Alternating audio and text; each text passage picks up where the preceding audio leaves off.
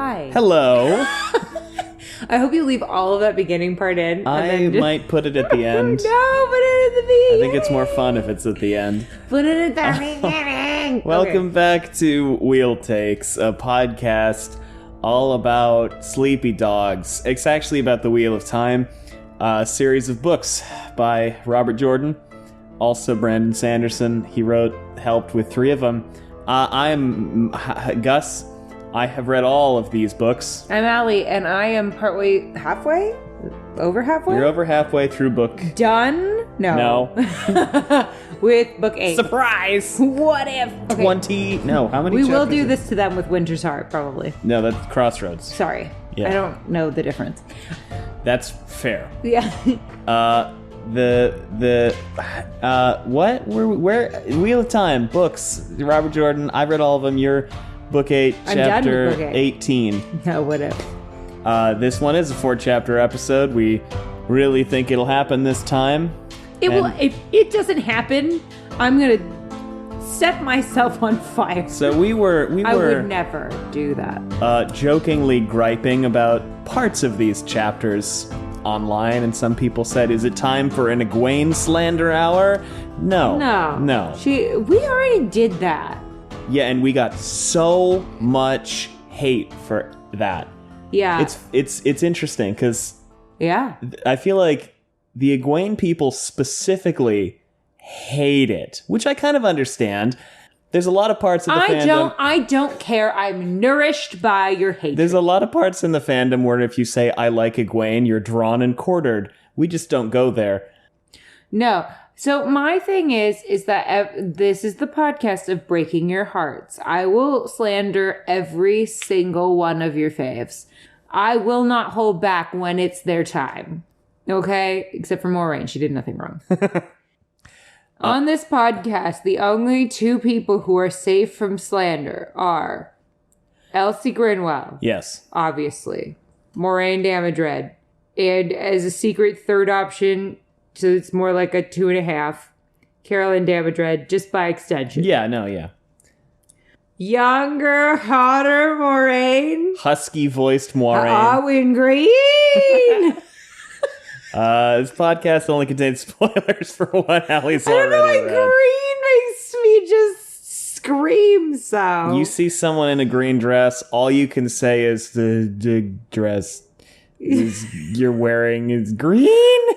I mean, let's be honest. Green looks like, obviously it depends on the shade, but like a good forest green looks good on everyone. Prove me wrong. No. I'm not wrong about this. No, I love green. Very flattering color. Looks good on all hair colors, all skin tones. Everyone looks good in green. There's some shade of green for everyone. Not so with every color. No. Podcast only contains spoilers through chapter 18. What's chapter 18 called, Allie? Why are you asking me? Because I'm a dick. You are. It's called A Peculiar Calling. But we're going to start ahead of that. We're going to start on chapter 15, Stronger Than Written Law. But first... A peculiar calling is what I call it, because I was raised in an ingredients household. So, that's when I'm like, I got to eat cheese straight out of the bag. That's a peculiar calling for me. Where'd we leave off, though? Where did we leave off? Yeah. It wasn't Matt. No, we haven't seen yet. Matt all... We're halfway through the book. We haven't... With Rand? Yes, but we're halfway through. No Matt yet. I don't think he's showing up. And if he doesn't show up, I'm suing Robert Jordan's estate. So, yeah, Rand, Luz Theron showed up. Probably. I'll call my lawyer. Marco, it's me again. Rand laughed a bunch. And then we're just like, fuck that. Let's go talk to Egwene. How's she? Egwene is fine. She's terrible. She's stressed. She's having an awful time because she's got some ominous things to do. Everyone's ominous, Gus. Someone needs to start telling me what the fuck is going on. Everyone's just like, I have a plan. And I'm like, I hope so. It's the apocalypse. Care to share the plan with the class? But Allie, unlike Perrin, who genuinely had no plan at all, and Rand, who was just gathering information. Like they say in Friends, Perrin doesn't even have a plan. Egwene actually does have a plan. She does. We actually see, it seems, the entirety of that plan in these 4 chapters. What's it boil down to? I'm gonna run this meeting. Yeah. Ominously. She says, I'm gonna set up a meeting, and I'm gonna act like I don't want people to know about it, and then I'm gonna leak the meeting so that they can know about it, and then they can think that they're gonna get one over on me, and then I'm gonna go to the meeting with them, and I'm gonna run the meeting. Boom! Roasted and toasted like a marshmallow. Admittedly, yes, it is public, public perception of her and all that, yes. No, it's a small step. I thought it was good. It's a small step after all, but it's a good one. It's necessary. It's going forward. We've got forward momentum. We're moving forward. We're getting the trust. We're getting the authority. Is it a 70 pages of plot plan? No. I don't think it is. Ma'am, truncate that plan. So, this is a 10-page plan. Chapter 15, Stronger Than Written Law. I saw someone the other day on Twitter, and I mean this the most loving way possible. Someone on Twitter the other day was like, I am doing a outline for a screenplay, which, as we all know, is 120 pages. We all know that? You all know that because you've listened to me. We all know that's 120 pages. And they're like, is it ridiculous that the outline is now 30 pages and counting? You should clarify. A screenplay is 130 pages. The outline for a screenplay is... The outline's as long as you need it to be. That it's all up to you, right? Okay. But I'm like, sir, as someone who writes half-hour comedies, which, as we all know, is 30 pages. Yeah. I cannot imagine. I cannot fathom writing an outline that is 30 pages long. That's my whole job. Is that atypical for an outline to be 30 pages long? Well, I hate outlining. Okay. So for me, yes. Allie, chapter 15, Stronger Than... I'm a YOLO kind of writer. It's true. Stronger Than Written Law. Yeah. That's the logo. What's that? It's a both. Are you so ready to talk about how Swan is so patently, clearly, head over heels, madly in love with Gareth Bryn? First of all, everyone's writing process is their process. If you got to write a 30-page outline, go for it. It's just my ADHD could never. I was impressed by the work ethic and a little afraid. But in a good way, a positive way, where I was like, thumbs up. Good for you. But I hate this. I hate it so good. I used to hate other things, Gus. Yeah. I used to hate other things before the Wheel of Time.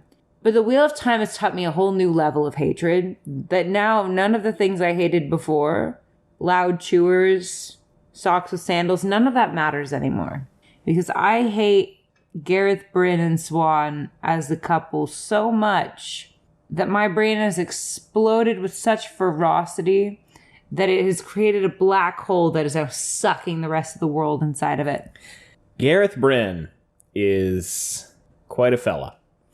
Here's my thing. Again, lovingly, as someone who is going through a cozy romance phase, where I just want to read charming romances under a heaty blankie with my candy cane tea from Trader Joe's, which, by the way, we need to get more of. It's very good. How do you fuck up, like, master servant this bad?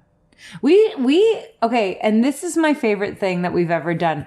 We talked about how lovingly we would fix it so that we would not get the ick from it anymore. Because really, the problem is not that she's washing his tighty-whities, which they love to bring up. Yeah. That's not the issue. In fact, honestly, it's probably good because she can make sure that, she's not dating a guy who can't wipe. Because those guys exist in the world. I'm serious.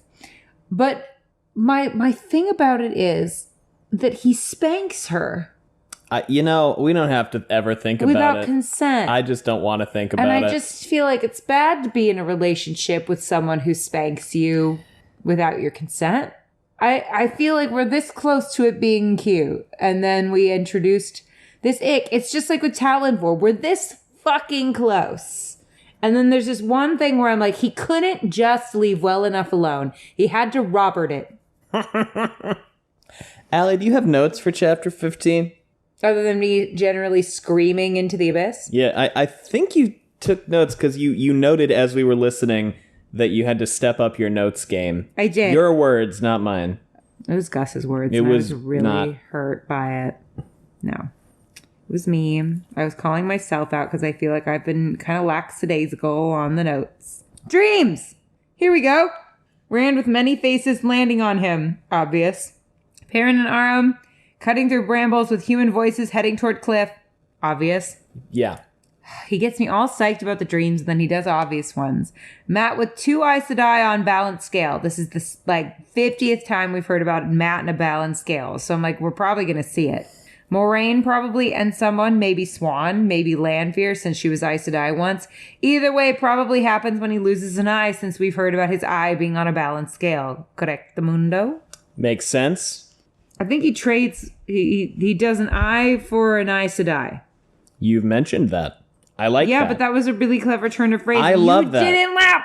I've heard you say it 300 times. Have I love said that it. before? Yes. I'm fucking clever. Anyway. I completely forget what I say. So every time I'm funny anew. Shaming women for their outfits again because Robert's got a Robert. I never got how nightgowns that aren't specifically sexy can be sexy, you know? It's just giving Meemaw. It's giving Laura Ingalls. It's giving Papa, we don't have enough milk for the winter. It's giving Pilgrim. Also, it's literally nighttime. What's she supposed to wear? A sleeping bag? I'm confused. Ha ha ha. Halima is a countrywoman. Sounds very much like a euphemism. They keep doing this to me, and I keep going, that's not what they mean to say. The O's are bullshit. The O's are bullshit. Yeah, you had a lot of feelings about this. The O's are bullshit. The O's are bullshit. I don't recall Gandalf needing an oath.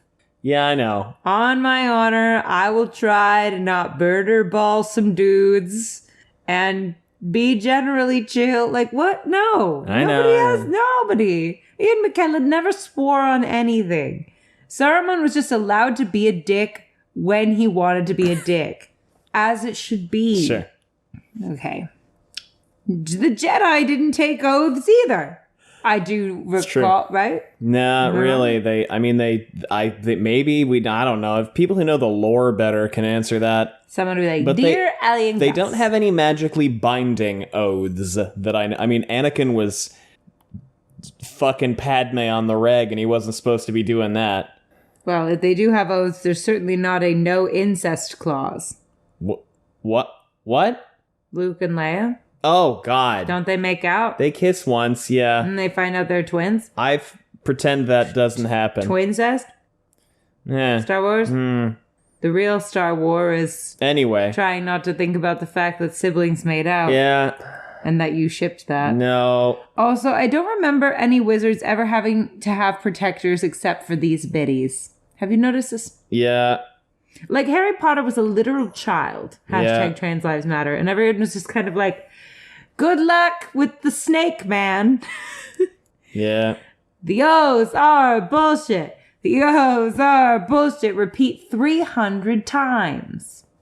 Here's a list of the oaths I could keep. None of them, because I'm too ADHD for consistency. The oaths are bullshit. You're already surviving while on a leash. Oh, somebody was like, we can't survive on a leash, about probably the Shan Chan or something. And then I was like, you're already surviving while on a leash because the oaths are bullshit. Yeah. They're bullshit. Bullshit. So, chapter 15, Strong and Written Law, Egwene chapter, Bryn logo. She wakes up, she's like, damn, I had some dreams. Don't get too excited. They're vague and formless, and here's the specifics, and they're metaphors that are pretty obvious, and then the third one doesn't, I don't know, but the first two seem pretty fucking clear to me, man. Here are the two words for this book so far. Obvious and ominous. Both of those things are true. Yeah. The oaths. The ominous, obvious oaths. Mm-hmm. So outside, Halima's talking to Swan and like jiggling her tits at her, presumably because Robert. And she goes, "The poor woman's head pains her all day, and she gets little rest at night. Let this wait till morning." And not only that, but Mary has scarlet fever. She's in her nightgown, and then Egwene, or who is it? Swan. Swan just goes, "Whore." I'm just happy I get to bring back the breathy, horny woman voice. Yes. My favorite voice. What else? What other like weird Laura Inglesisms? I don't know. I haven't read any of them. What's his name? Her husband. Alfonso's fallen in. He broke through the ice. Papa, it's the winter. We might have to eat Suki and her calf. Swan is like, maybe you should go fuck yourself and put on a shirt. One or the other, in whatever order you prefer. And Egwene is like, no, man, it's good. She gives me good head rubs. Nice. Very nice. I liked it. And Egwene is like, yeah, man, Halima's cool. Because she's not Barrelane. Fuck Barrelane. These people with their insistence on trusting people just because they're hot is staggering and exhausting. I could see an argument for this if Egwene hadn't trusted Halima almost immediately as like, compulsion. But what is Halima really doing? What do you think Halima's doing at this point? Have you ever had a really good scalp massage? Yes. Especially when you're having a headachy kind of day. Yes. You know those little claw-like things that just go into your head? Would you not also fucking murder someone for one of those? No, but I mean you think she's like, I give you such good head rubs that you should go kill people? And I fail to see an argument here against it. I guess for me, I'm like, you have unfettered access to the Amerlin seat of the Rebel Tower, and you're giving her headaches. Oh, no, I figured she's just probing her brain. For information. 3 books now? I didn't say she was effective. Left knife, right knife are starting to look like left play fork, right play fork. Left spork, right spork. Yeah. Left safety scissor, right safety scissor. Yeah, so Egwene is like, go fuck off, Halima, go to sleep. Oh, no, Halima also just murders the maids, probably, in the next chapter. It's just like, Remember that? When she just murders the maids? Just cuz. Yeah, I do remember this, and I'm trying to figure out something funny about Laura Ingalls to say about this. So we think about Swan. Egwene thinks about Swan for 2.5 pages. As you do. Reminds us of... I often think about Sophie Okanoto. Well, yeah. Reminds us of the situation with Swan for several pages. And then it's like, hey, what are you here to talk about? And Swan says, well, you gotta go see Gareth Bryn. Why does anyone need to see Gareth Bryn? Gareth Bryn's waiting in your study. The man came in dripping snow, scooped me out of my bedding, and barely gave me time to dress before hauling me up behind his saddle. Again, it could be hot.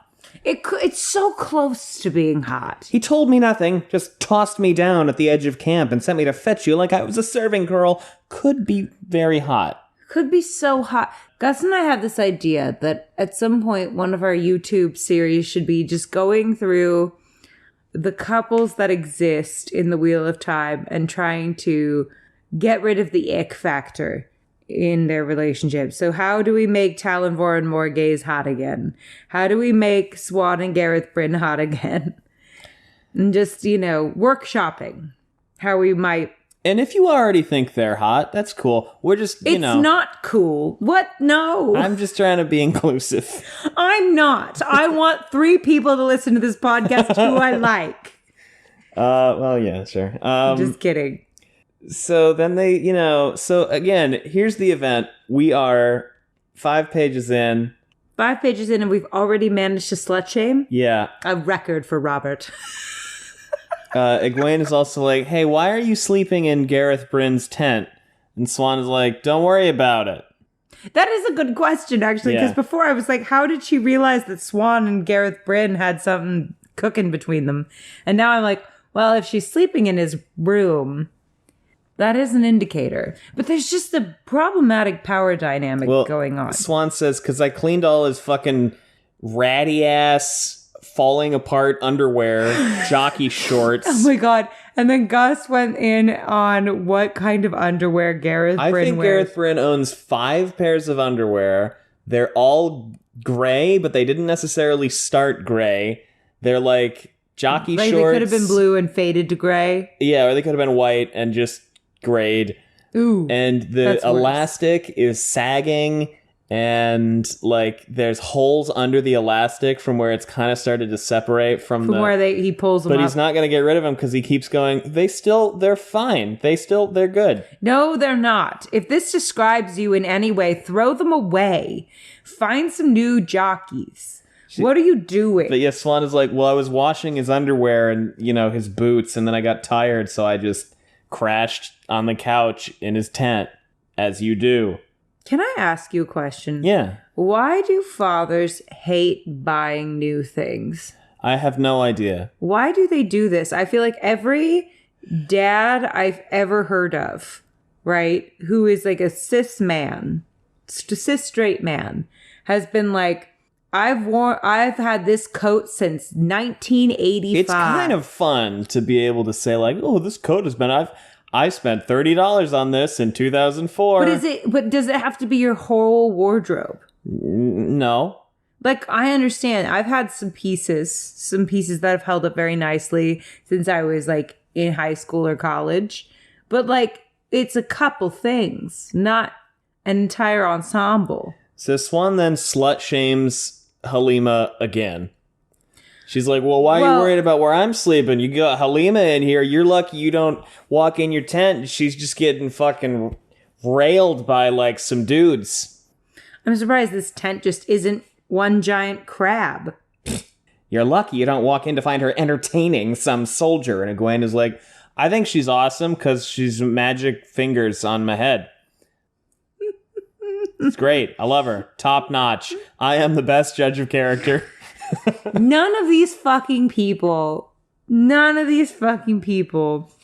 I just feel as though were I the Amerlin seat and suddenly I had some lady show up with magic thingies, I'd go, sus. And then Egwene goes, hey, it's really fucked up that you're talking about Halima like that. Thank you. Just because she's really sexy and hot doesn't mean I want to kiss her, necessarily. I mean, don't ask me. But, like, just because she's really sexy and looks great... kiss her? Yeah. Just because... But do I want to fuck her? Yeah. Just because she's got awesome I tried to combine breasts and boobs, and I said... she's got awesome boobs.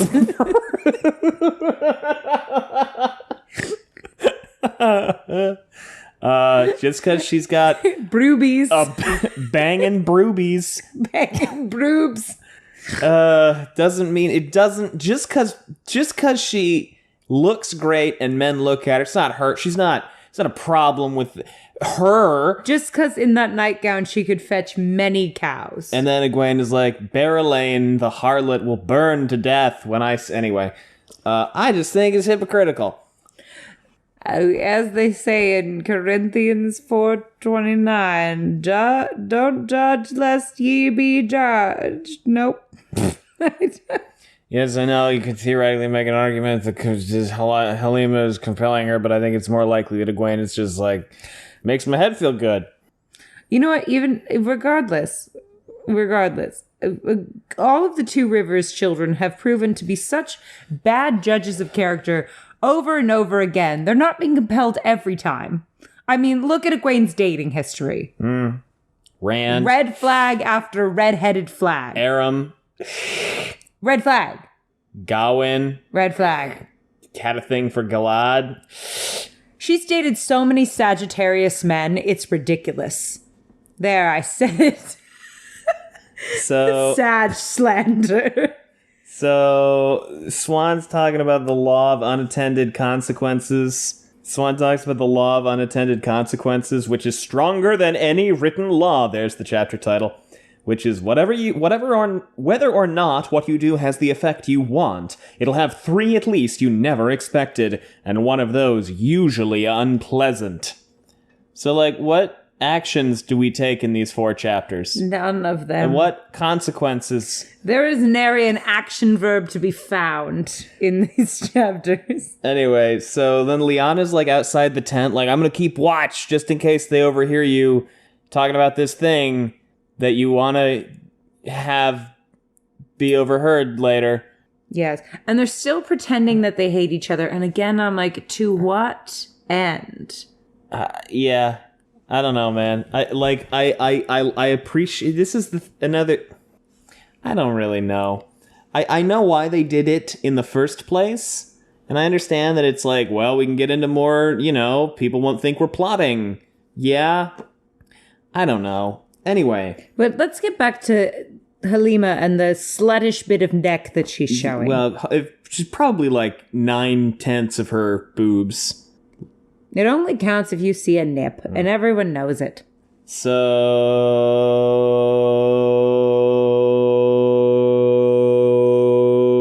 Egwene thinks about like 15 different Amerlins and just rattles off all these names. And he's like, I hope I'm a cool one like this cool one, and not a shitty one like this shitty one. Which is, it's fair. She does have a lot on her shoulders, and I appreciate that we're establishing this. Her knowledge of Tower history is pretty impressive, pages. Considering that she spent most of it outside of the Tower. She's a quick study, and she's been learning a lot. She's taken this job very seriously. Can memorize facts like she is a flashcard. So Bryn comes in, he's like, hey, what's up? And he goes, well, there's an army to the north of us. It's Andorans and Mirandians. And she's like, huh, thank God. The plan is in motion. What plan? Good question. And then he's like, we're going to intercept them soon. She's like, what are you, little pussy-ass bitch? Don't want to fight Andorans because you were an Andoran once? Dick nose? Huh? You little weenie boy? And he's like, no. You need to work on your swears, baby. I'm sorry. It's Swan says that. Because Swan is needling him. She goes, do you have qualms at fighting your fellow Andorans? Speak up, man. I'm not your washwoman here. And Bryn is like, yep, I don't give a shit. I'll kill anybody. Man, woman, child, squishmallow. No! Not Reginald. So, they're like, what are we going to do? I don't know what we're going to do. Will they parlay? Will they not? I don't know, man. What do you think? And then Swan is like, we're getting nowhere, which is true. And, Robert's writer voice came out for a second. and then they talk for another page and a half, and Egwene's like, let's try not to fight. Set up a meeting with, Lord Pelivar and Lady Arathel and anyone else you think should be present. I don't know who to say should be present because I don't know any of these people. No, you don't. As soon as possible, mind. I wouldn't object to tomorrow if it could be set. And he's like, it cannot, but I'll try. God forbid we get to some kind of plot forwarding motion by tomorrow. So, and then she's like, this is risky. What is risky? I was screaming. She's like, we can't be seen to be talking. Why? Because this is, politics. Why? Again, I think Robert Jordan has I truly think he has an extremely fleshed out idea of every single person's thoughts on every single subcutaneous political machination here. I do think he does. No. I fear he may have fallen into the trap where he understands all the stakes very well, and he's mentioned them a few times. And then a lot of time happened between things. So, well, I just would like a small insight into just what needs to be done and how they think they're going to accomplish it. Well, let me ask you, what is Egwene's goal? What's her point Z? Be Amberlin's seat in the White Tower? Right. So what does she have to do before she does that? Get everyone to be friends. What does she have to do before she does that? Make friends? What? Okay. I don't know. Rule a unified tower. Why are you laughing at me? I'm not. Rule a unified tower is the end goal, right? Yes, I'm saying, but before that, she's got to get her, like, salad art group on the same page. That is what... Okay, I misunderstood what you're saying. Yeah. That's why I said you make everybody be friends so that they can all, en masse, attack the White Tower and kill everyone. Yeah, she needs to consolidate actual control here.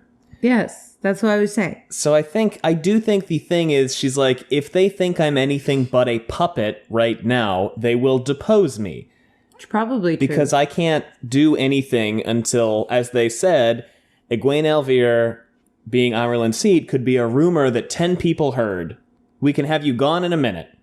Well, now it's a few more than 10.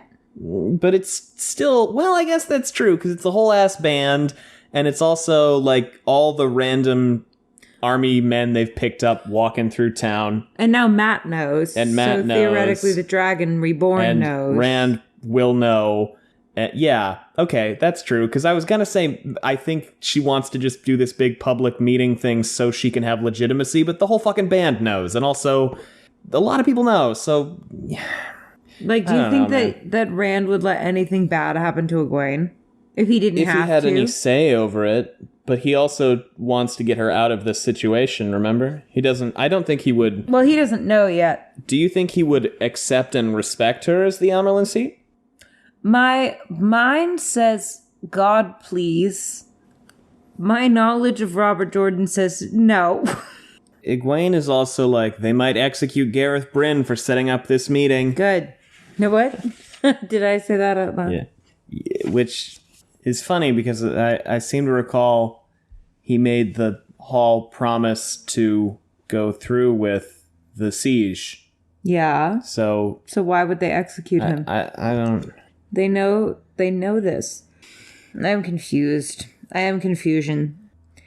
Anyway, so then Egwene is like, hey, listen, bud, I'll do what I can.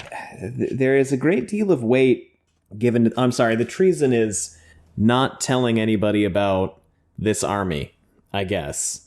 And then she's like, and I'll help. And then she's like, that's it. That's the moment.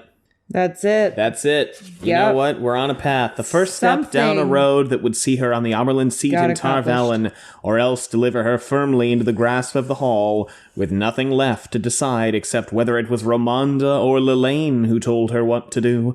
Somehow, such a pivotal moment should have been accompanied by fanfares of trumpets, or at the least thunder in the sky. It was always that way in stories. Maybe I am just missing this, but I don't understand what the pivotal, I don't really get it. I know I've said that 15 times now. Then she's like, hey, bud, one more quick question. How long do you need to rest before we march on Tar Valon? And he says, I don't know. 7 to 10 business days. Month? How about a month? Oh, my God. We're never going to do this plot line. Well, no, she said, once we get to Tar Valon, how long do you need to rest before you can start the siege? Once they get there. Yeah. Isn't the point of a siege, isn't part of it a surprise? What's there to wait for? He says, well, we can't rest when we get there, but ideally we could wait for a month. And she goes, cool, all right, anyway. What? And allow them to prepare? He's saying we can't do that, but if we could. So then she's like, anyway, cool, let's go talk to Palavar and Eretha. Yeah, the dog's here now. And so he goes out to set up this meeting, and she talks to Swan. She's like, well, hopefully we can get some shit done. If nothing else, I can nuke the 3 oaths, because fuck that. Yes. And Swan shits her pants. Aww. Swan is like, no, you absolutely cannot do that. That is a horrible, horrible idea. And I think less of you for suggesting. Idea. No, it's not a horrible idea. No one else has to have stinky oaths. The Black Tower doesn't have to have oaths. Yes. Do they? No, they don't have oaths. No, they don't. The kin doesn't have to have oaths. Egwene is like, what the fuck The wise ones don't have to have oaths. Egwene is like, what the fuck are you talking about? Wayfinders don't have to have oaths. Why the fuck? Why do you like the oath? You've lied your ass off since you've been freed from the oaths. It's way better this way. It's way better. And Swan is like, I understand that I've lied occasionally. And she's like, yeah, I know how awesome it is. That's why I want it to stay the way it is so that I can have this power over the Aes Sedai. But I don't like that I'm doing that, and I'd rather not do that. Why not? Lying is awesome. I'm gonna re-oath as soon as I fucking can. No, you are not, you big liar. And Egwene is like, what the fuck is wrong with you? Yeah, what the fuck is wrong with you? That's dumb as hell. That is dumb as hell. And Swan is like, no, it is where we get our authority from. What? She says, the oaths are what make us more than simply a group of women meddling in the affairs of the world, or 7 groups, or 50. The oaths hold us together. A stated set of beliefs that bind us all. A single thread running through every sister, living or dead, back to the first to lay her hands on the oath rod. They are what make us Aes Sedai, not Sidar. Any wilder can channel. Men may look at what we say from 6 sides, but when a sister says this is so, they know it's true, and they trust because of the oaths. This is all bullshit. Because of the oaths, no queen fears that sisters will lay waste to her cities. The worst villain knows he's safe in his life with a sister unless he tries to harm her. Wait, pause. Okay. Then why do the White Cloaks exist? Yeah. Then why do people talk such shit about you? Oh, the White Cloaks call them lies, and some people have strange ideas about what the oaths entail, but there are very few places an Aes Sedai cannot go and be listened to because of the oaths. Amadicia, an entire country that says we hate Aes Sedai. The 3 oaths are what it is to be Aes Sedai, the heart of being Aes Sedai. Throw that on the rubbish heap and we'll be sand washing away in the tide. Give up. I'll be gaining. 'Cause yeah, you know, the wise ones aren't respected at all. The Wayfinders. The Windfinders aren't respected at all. The kin. The kin are the secret kin are respected society. in Abudar. Internally, but people don't know who they are. Regardless. Yeah. Fine. The wise ones and the Windfinders. Whatever they are called. I mean, just because Robert Jordan doesn't respect the Windfinders doesn't mean that we don't. There's a footnote here that says, I don't make a habit out of giving a fuck about the sea folk. Yeah, and what about the Aes Sedai before the oaths? They were pretty respected then. They were then. Hugely venerated. Yeah, like almost in a creepy cultish way. So I'm calling bullshit on all of this. Swan's speech is dumb. And Egwene is like, well, what about the Seanchan? We need to be able to fuck up the Seanchan on site. Right. It's on site. We gotta be on site with the Seanchan. And Swan is like, we'll figure that shit out when we get there. Oh my god.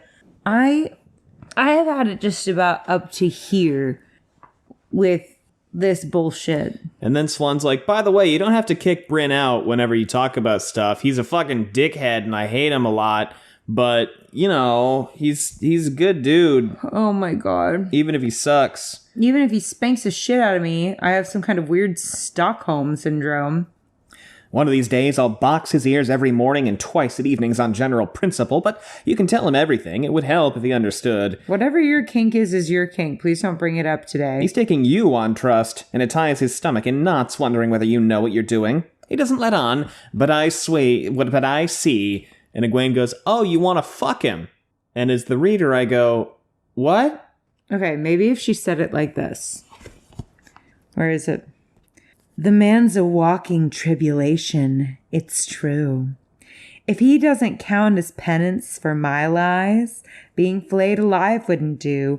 One of these days, I'll box his ears with my box every morning and not twice. Every morning and twice at evening. Oh, shit. Whoa. It would help if he understood. He's taking you on trust and taking me from behind.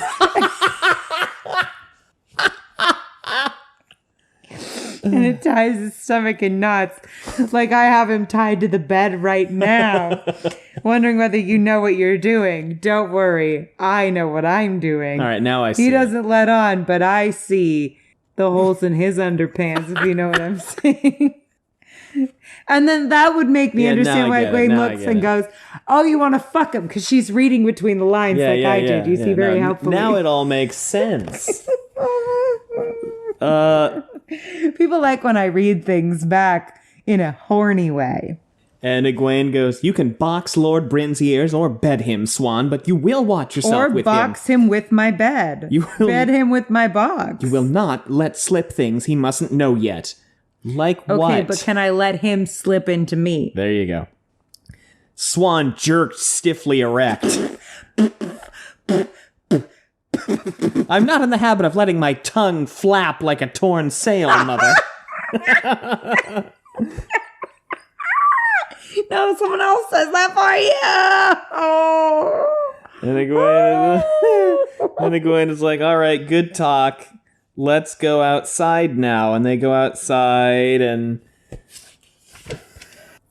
Swan is, mooning over Bryn and not listening. And what?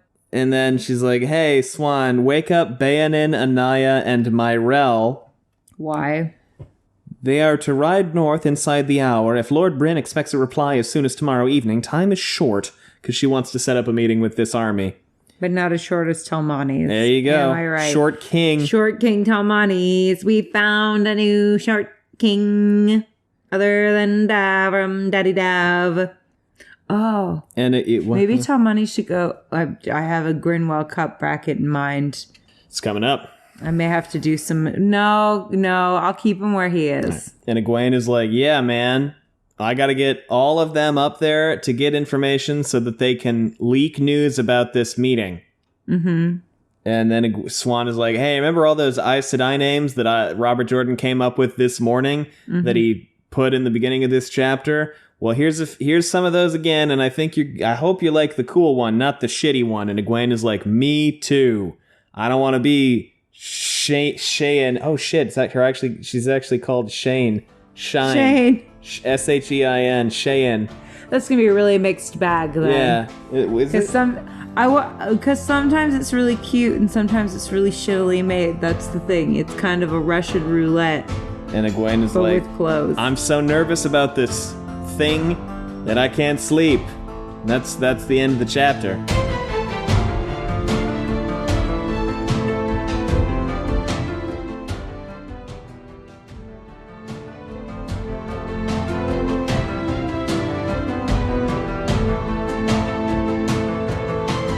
Chapter 16, Allie, is called Unexpected Absences. This the logo, what's that? It's a tear. It's a tear. A white one, specifically. Your notes are on my phone, so I gotta roll back here and grab it. We've switched to geography since we last recorded. Now we have our snoring dog, and there are two very barky dogs in the house, so you might hear them. Yeah, we're with my parents. I'm not apologizing. You were with my parents. Yeah. So... if their dogs start barking, we apologize. Yeah. But also we don't. You are blessed. Do you have notes? You do. They're on my phone. Yeah, I'm trying to figure out what I mean by this first one. I think someone said something along the lines of coming seems to be really out of place here, or something like that. And I was like... something about their coming there was odd, yeah? Yeah, and then I said, yeah, coming does seem out of place here. If you know what I mean. Yeah.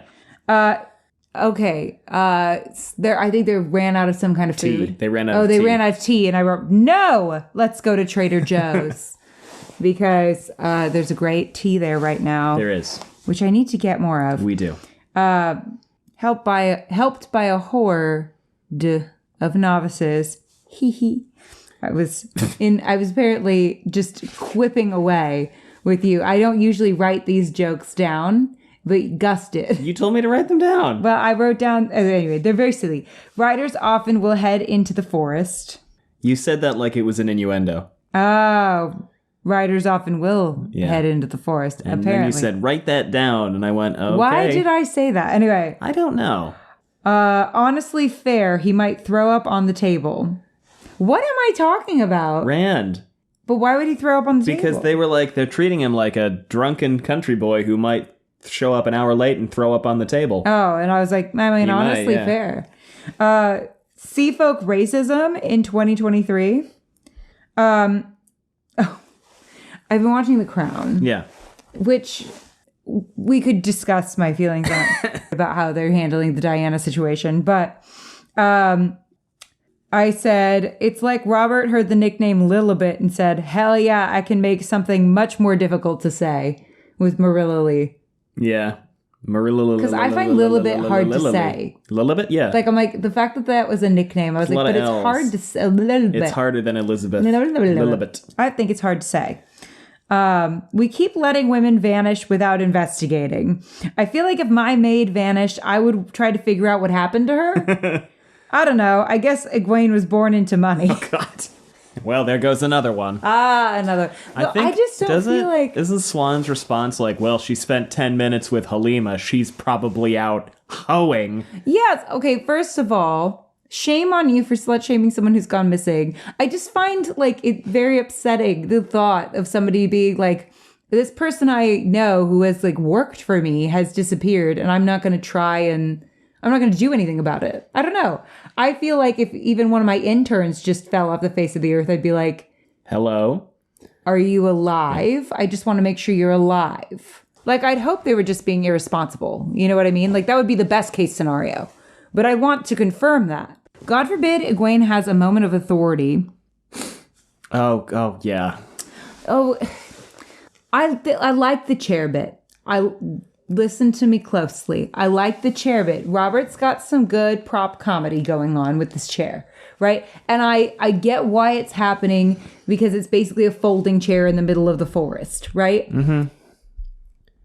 And at the same time, when Perrin is leading, does his horse poop in front of everyone? I get that it's a visual metaphor for how tenuous her grasp is, but it's also, I don't know why the women have to be the ones who... This is actually... Think about it this way. Egwene is in a situation where she is now struggling to actually have control of something that ostensibly is hers. And then she meets with these Andoran nobles and is like, oh, hell yeah, you must be thrilled about Elaine. And from the get, they're like, well, I mean, she can, make a go at it, I guess. Right. So, like, why are the women the ones... Not that Rand... I guess Rand does, too, kind of. What? Have to scrabble for authority, but I don't know. Well... Matt fell into authority and he didn't want it. Perrin fell into authority and he didn't want it. Rand fell into authority and he didn't want it, but has to fight for it, but still doesn't want it. Man, do the women have to work for it. And man, do the women really have to work for it. I mean, I'm assuming Elaine is going to have to work for it. I like the chair as a metaphor for what Egwene is going through. I just feel like it also undercuts her power in a way of like, let's make her relatable. In a way where I'm like, the men don't seem to have to be relatable. No, yeah, I think so. I think I get what he's going for, and I think it works in the framework of what he's putting up, but I agree that it's like, but why? Yeah. I mean, I get it. It's funny, and I like the funny. Listen, when Robert Jordan gets funny, I love funny. I want the men to sometimes, well, I guess sometimes Rand gets embarrassed by things like Min sitting in his lap and stuff. I guess maybe that could be like the parallel. Maybe. I don't know.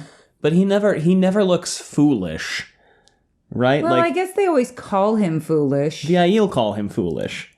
I don't know. There was just something about it where I was like, let's give her her moment, though. Because it just feels like she's having these, like, moments, but then they're kind of being undercut by, like, boobs or something funny.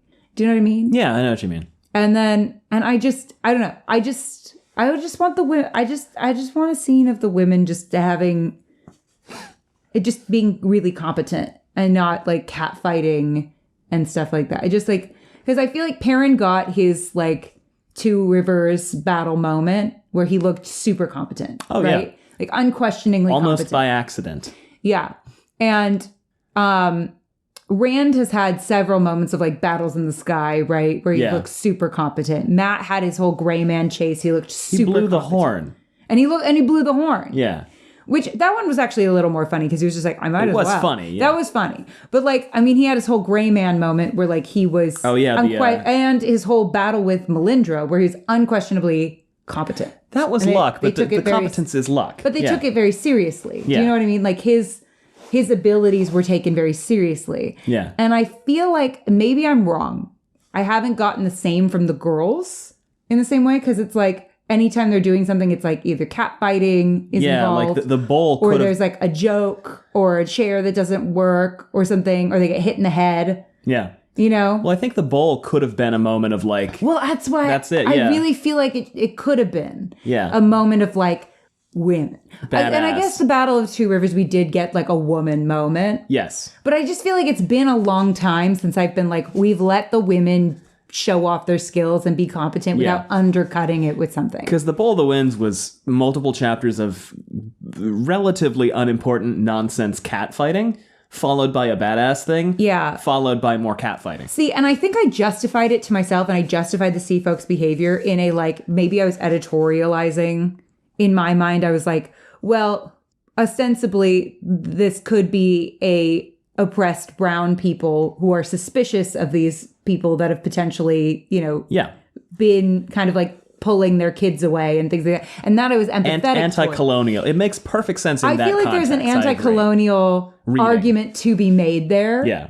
I don't think I don't know if that was necessarily Robert Jordan's intention, but I think it would really work in the show. That lens makes sense. To like put it there. I think it would justify a lot of their like, okay, but you're going to have to really work for what we have. Yeah.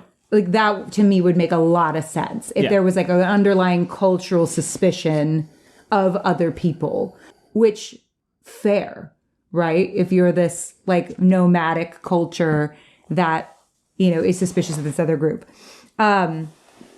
But I just, I think I think that moment could also be really powerful if we really leaned into that.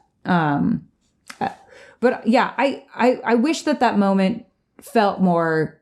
Yeah, and I guess the Avienda Brigitte Elaine moment where she, you know, explodes the weave. That was a pretty badass moment. You're right. I'm gonna that give was him a pretty that badass one. moment. I'm gonna give him that one, but I just feel like it wasn't given as with the fan base. It's not given as much emphasis as some of the badass moments for the men. It's brought up when people think about it. I do think a lot of why the bowl and then that fight are not given as much weight is because their placement is so fucking weird in the book physically. Yeah. That we don't story structure.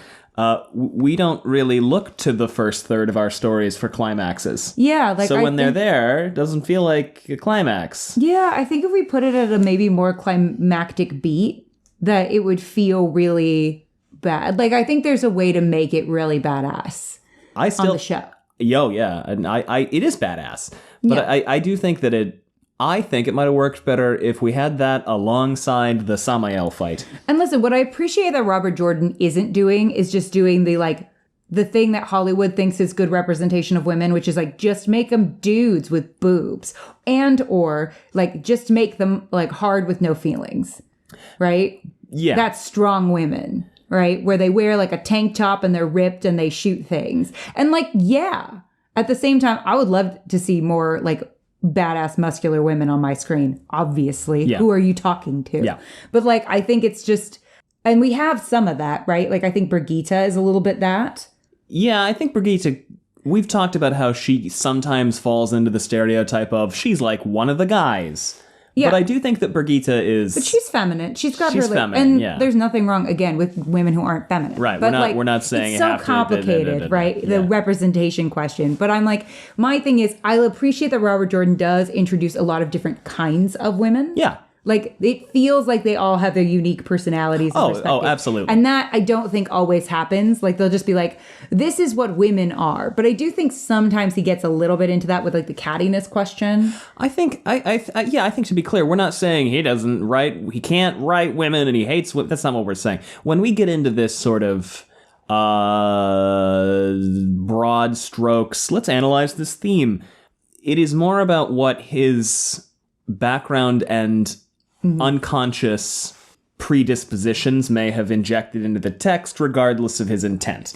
Well, like, I'm just thinking about women in power, right? And like, we had Swan, who was super badass, but she got deposed, and now she's been really brought down a peg. It just feels like a lot of the time the women have been brought down a peg, whereas we have and Moiraine. Yeah. Whereas we have Rourke, Lanfear, who unquestionably just kind of died gets or to became Sindain, and Magedion, who got put into slavery and now is in a different kind of slavery. I will say Amis is been able to maintain, but she's kind of disappeared. Sulin, she has kind of disappeared. Yeah, last time we saw her was Dumais Wells. I kind of miss her. Yeah, and the Aes Sedai as an organization are in shambles. Yeah, so I like the chair bit. I'm just kind of like, it feels like we undercut a lot of the women's power moments sometimes. And I think the question of women in power is so complicated. Like I was talking to my mom today, where she was talking about like how when, she heard about resting bitch face, that she became like hyper aware of what her face is doing and tries really hard to smile and stuff so that she's not perceived as bitchy, especially in like positions of authority. Yeah. And I turned around and I was like, totally. And like, yeah, I get the need to watch our faces and like be likable and all this stuff. But I'm also like, but I've never heard of anybody go like, oh, that guy has resting dick face. Do you know what I mean? That's true. That's true. And so it's kind of like, I'm saying like a lot, but you're fine. Undercutting my own power. But I kind of thought it's both. It's complicated because on the one hand, yes, you want to, as a woman, be perceived as likable. But on the other hand, why do we feel so much pressure to be likable? And so this has a point, I promise. It feels like we're almost undercutting the women in power to make them likable. Do you know what I mean? I know what you mean, yeah. Like Egwene is still our Egwene. She's still scrappy. She's still scrappy. She still like struggles with a chair. God bless her. Yeah. Rand has not been scrappy since book 2. Yeah. And Nynaeve's still, like, we can still laugh at Nynaeve because she's ridiculous, right? Because her anger's funny. Even though it's sometimes completely justified. We still have to laugh at her to make her likable. And even still, some of the fans don't think she's likable, right? Mm-hmm. Oh, yeah, there's places you can go and they're like, fuck Nynaeve. Nynaeve's the worst. Well, and Egwene too, right? And Elaine. Yeah. And I feel like there's not as much energy around, like, fuck Matt, he's the worst. No, there's not. Like, the ire that the women bring out in the fan base feels a lot bigger. And there's, like, a lot of points where I'm a little like, fuck Matt, fuck Perrin, fuck Rand. But I don't feel like people latch on to those moments in the same way. It depends. Like, I don't know. I don't know. Though at the same time, the defenders of Nynaeve and Egwene are super intense. So by necessity. Yeah. I think by necessity. I do notice that Elaine does not have the same level of... And the Min defenders are big.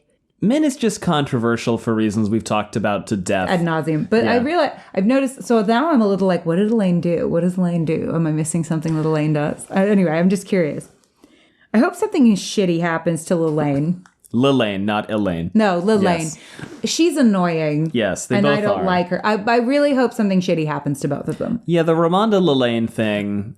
But see, now I'm worried that something shitty is going to happen to them, and I'm going to be like, not like this. Like, have you ever kind of wanted something shitty to happen to somebody? But you mean like mild shitty? Yeah, not like... Like the ATM eats your card or something like that. Like something shitty, but like not bodily or emotional damage. Yes. Just like you want them to have like one bad day. An inconvenience. Where like they step in a puddle in like flip-flops and they, lose their keys and they, you just want to, that's what I want for them. But now I'm a little worried that now that I've wished badness on them, that something bad's going to happen to them. And I'm going to be like, not like that though. I think it's funny that he chose to introduce these two, Romanda and Lelaine, instead of using Aes Sedai we already knew, because I feel like there were enough that had power that he could have simply... Like we could have taken Carlinia and Morvrin. Yeah. And just Bannon, with whatever, people we already kind of knew. Because I feel like part of why I have trouble getting invested in Romanda and Lelaine or differentiating Romanda and Lelaine is because I'm just like, okay, so it's this one and that one, and they're the two Aes Sedai who are fighting over power, and all we know about them is that they're powerful Aes Sedai, and they don't like each other. And we've just met them for the purposes of this plot. Well, I also mean this in the most respectful way possible, and maybe this isn't true down the road, but I also kind of felt the same way about, like, why doesn't Cadsuane combine with Varen? I disagree with that. Really? Yeah, I don't think they fill the same purpose at all. I think they're two older Aes Sedai, but I think that old women are all the same. and I'll stand by that. I think Cadsuane and Varen are completely different characters. Well, yeah, they're completely different characters, but I'm saying like the function that Cadsuane serves. I mean, I don't know. I think the function that Cadsuane serves and the function that Varen serves so far are completely different. Fine. Varen is a Well, puttering. she might be a dark friend. She might be. I do not believe Cadsuane is. Varen is a kind of like a puttering, semi-doddering, but also more clever than she's clearly up to something, right? I mean, I love Cadsuane and Varen. I'd love to see them in a scene together. Okay, this is my dream cast in the scene together. I want Amis, Sulin, Cadsuane, and Varen to all chat. I would like that. Would that not be the greatest scene of all time? Sit down, have some tea, chat it out. Yeah. Just go like, all right, what's up? Let's debrief. All right. We're all women of a certain age. I love women of a certain age. Yeah. Chapter 16, Unexpected Absences. We spent like a fucking hour on the first chapter, so it's not going to happen anymore. Egwene, before the sun made a rim on the horizon the next morning, Egwene convened the hall of the tower. In Tar Valon, that would have been accompanied by considerable ceremony, and even since leaving Saladar, they'd held to some, despite the difficulties of travel.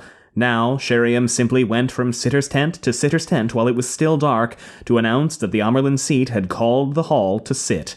In fact, they did not sit at all. In the grayness just before true sunrise, 18 women stood in a semicircle on the snow to hear Egwene, all bundled against the cold that misted their breath.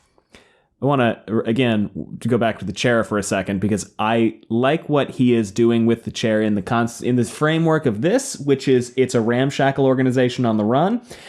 But I also agree that it can be viewed as part of a larger patchwork of undermining the women's authority. Well, yeah, I think we're both anticipating that somebody's going to reach out to us and go, the chair actually, like the symbolism of it. We know. We think that there are two things. Like one, we like the chair because yes, it's a great metaphor and representation and it's funny, which always gets points from me.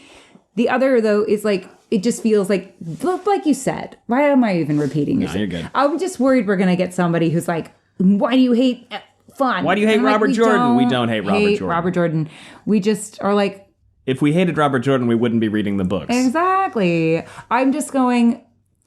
I hope soon we're letting the women have some power moments without undercutting it. And maybe the power moments will be all the sweeter for coming from all of this adversity. Potentially. Yeah.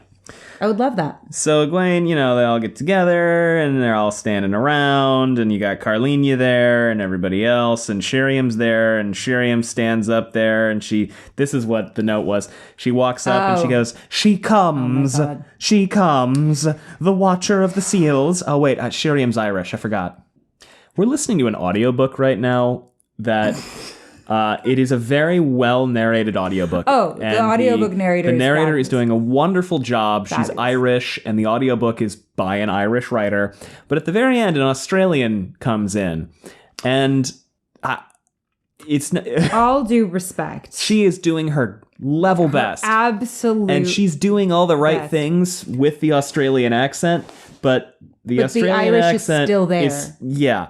It is an Australian accent layered on top of an Irish dialect. So it's a little too musical and a little too flat at the same time. It's amazing. She veers into Southern. I love everything about it. We cannot take that chapter seriously. No, it's like this really somber chapter where a guy is talking about the death of his daughter. No, his wife. Daughter. It was his daughter. Yeah. I thought the wife died. No, both. Well, they both died. The wife died and then the daughter ran away. And kept running away. Oh, and then she died. And is now dead. Then she died. Yeah. So it was a very somber chapter, and Gus and I couldn't stop laughing because the accent is doing its darn best. And I don't think anyone... She's doing the best she possibly could. It's hard to do better. But I have a good friend that's Australian and has an Australian accent, and so I am around it, not infrequently. I did take a video of it to send to her. Good. Because I was just like... You need to hear what I'm hearing and what some people think, apparently, that you sound like. Now I'm going to fucking butcher Sheriam's Irish now that I've said that. Yeah. She comes, the Watcher of the Seals, the Flame of Tar Valon, the Amerlin seat. Attend you all, for she comes. It seemed a little out of place here. So Egwene is like, hey, what's up? How we doing? We tired? We're going to sit around for a few days. We're going to take 3 days off. And everyone is like, oh. And I respectfully go, aren't we already doing that? No, Ellie, we've been marching. Oh my off God, page. Please stop stopping. We talked about this a little bit. I don't know if it was on the pod or online. And we have mentioned many times that one of the things that gets our goat a little bit about the more recent books is that everybody is saying, there's no time. And then we stop for 3 days or a week and don't do anything. And yeah, that's realistic, but so is pooping. But regardless... Nice example. This is the thing. Sometimes people are like, well, that's how it works. And I'm like, yeah, you also have to shit every day. That's the way life works. But if Robert Jordan and then Egwene had a firm poop in the book, it would be weird. You know, like, am I the only person who feels this way? No, I think I'm just floored by the example that you chose in the best way possible. People go, well, that's realistic. I'm like, yes, it is. I think it's one of those things. Modern Family at one point had a great bit at one point where at the tag of the episode showed just like them sitting in the car like it was a normal day. Yeah. You know, like they're like the stuff you would never show on like a reality show, right? Where it's just everybody sitting in the car, like silent. All those moments that you have where you're like, this is not a memorable moment. I'm going to forget everything about this car ride. Yeah. Right? So, you know, there are things in storytelling that might be realistic in real life that sometimes get maneuvered around for the, you know, erring on the side of awesome bit. Yeah. I appreciate his attention to detail. Oh, me too. I appreciate the realism of a lot of the moments, right? I appreciate the realism of everyone's fucking around. Like, government can be really just difficult because bureaucracy, all that kind of stuff that he's getting at.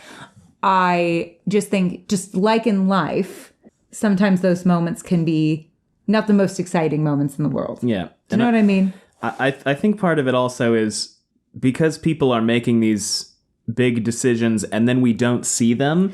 That's the thing, is I feel like there are exciting things happening. We're just not privy to what they are. We're not privy to what they are, and we're also like, a step is taken, and then we jump sideways and we spend those same 5 days with these people, and then we jump sideways and we spend this. So while the overall action might be moving forward, the pace at which we are receiving it, partially by dint of the podcast, is glacial. Well, here's what the podcast definitely contributes to why to why it feels like it's an eternity. But because it's not natural to read a book like this, right? It's weird. It is weird, but I love it. Yeah. But you know, I remember, I think it was Hitchcock said that it's that, you know, you can have a conversation happening at a table and then a bomb explodes. Yeah. Right. And it's surprising, right? But it wouldn't be thrilling. No. Right? It'd be surprising. Yeah. And I feel like that is one way to write, right? Where you have a surprise, which is kind of what I feel like is happening, is we kind of know something's going on, but what it is going to be a surprise. Yeah. You know, and you can be like, ooh, maybe something will happen and the bomb explodes, but like you don't know what that could be. The waiter could like fall into soup. Yeah, you know, it could be anything. And you're kind of like, ooh, but, you know, it's maybe not the most, it wouldn't be considered suspenseful. Yeah. Right? Versus, you know, if you know there's a bomb under the table and these two people are having a casual conversation and you know that bomb's going to go off at some point. Yeah. Right? And you're like, okay, we're buckling up to see what that's going to be, you know, and if that's going to work, which is why I tend to say, like, I think I think it would be helpful to be privy maybe a little bit to some of the decisions that are being made. Yeah. Not necessarily all of them. Like, I do like the air of mystery, but there's so many mysteries right now that I'm finding myself a little bit frustrated because I don't really have a firm grasp on what the through line of this book is yet. Yeah. Well, and we're over halfway through. Right. Right. And yeah, part of that is the books taking their roles as parts of a broader tapestry. Haha. But I don't know. I wouldn't mind a little more clarity on why are we here today? Because I understand why we're here this month. This month, we have to defeat the Dark One. Yeah. Why are we here today? Why are we here this week? What is going on this week? I know we're going to defeat the Dark One or not at the end of the month. Yeah. But this week, we're clipping our toenails. Yeah. Which is realistic. Yeah. But even if it were just clipping our toenails, like, I think for me, it's more that I know that really exciting things are happening, but I'm not privy to them as an audience member. And sometimes that I think really works, but I think that we need one or two threads of a plan to hold on to, even if we don't get the whole plan. Like if it's just like, Narisha's going to go specifically here. Yeah. To do something. Well, I will. Yeah, I feel like I'm being way too critical today, so I'm gonna pump the brakes. But yeah, I agree with you. Do you know what I mean? Like, I just feel like there could be a few bombs under the table that we see. Yeah. Versus like this kind of undercurrent of something is happening behind the scenes, but we get to watch toenail clipping. We get to and then ominous stares. Toenail clipping, and then she like puts the toenails over there and looks at them. Yeah, we go like, wow. No, she puts the toenails in a special toenail box and then closes it. Yeah, like, what is that? But why? And then next book we see the toenail box again. And then like there's an even odds that she's going to put it in a dumpster in 3 books, or that it's part of a grand coup. Yeah. That she's going to clone a bunch of herself and then they're going to attack the White Tower. Like, there's just, it just feels like. All right. I'd like to have a little more, I think, to sink my teeth into. Yeah, I would agree with that. On that scintillating note, here's a quick advertisement or two.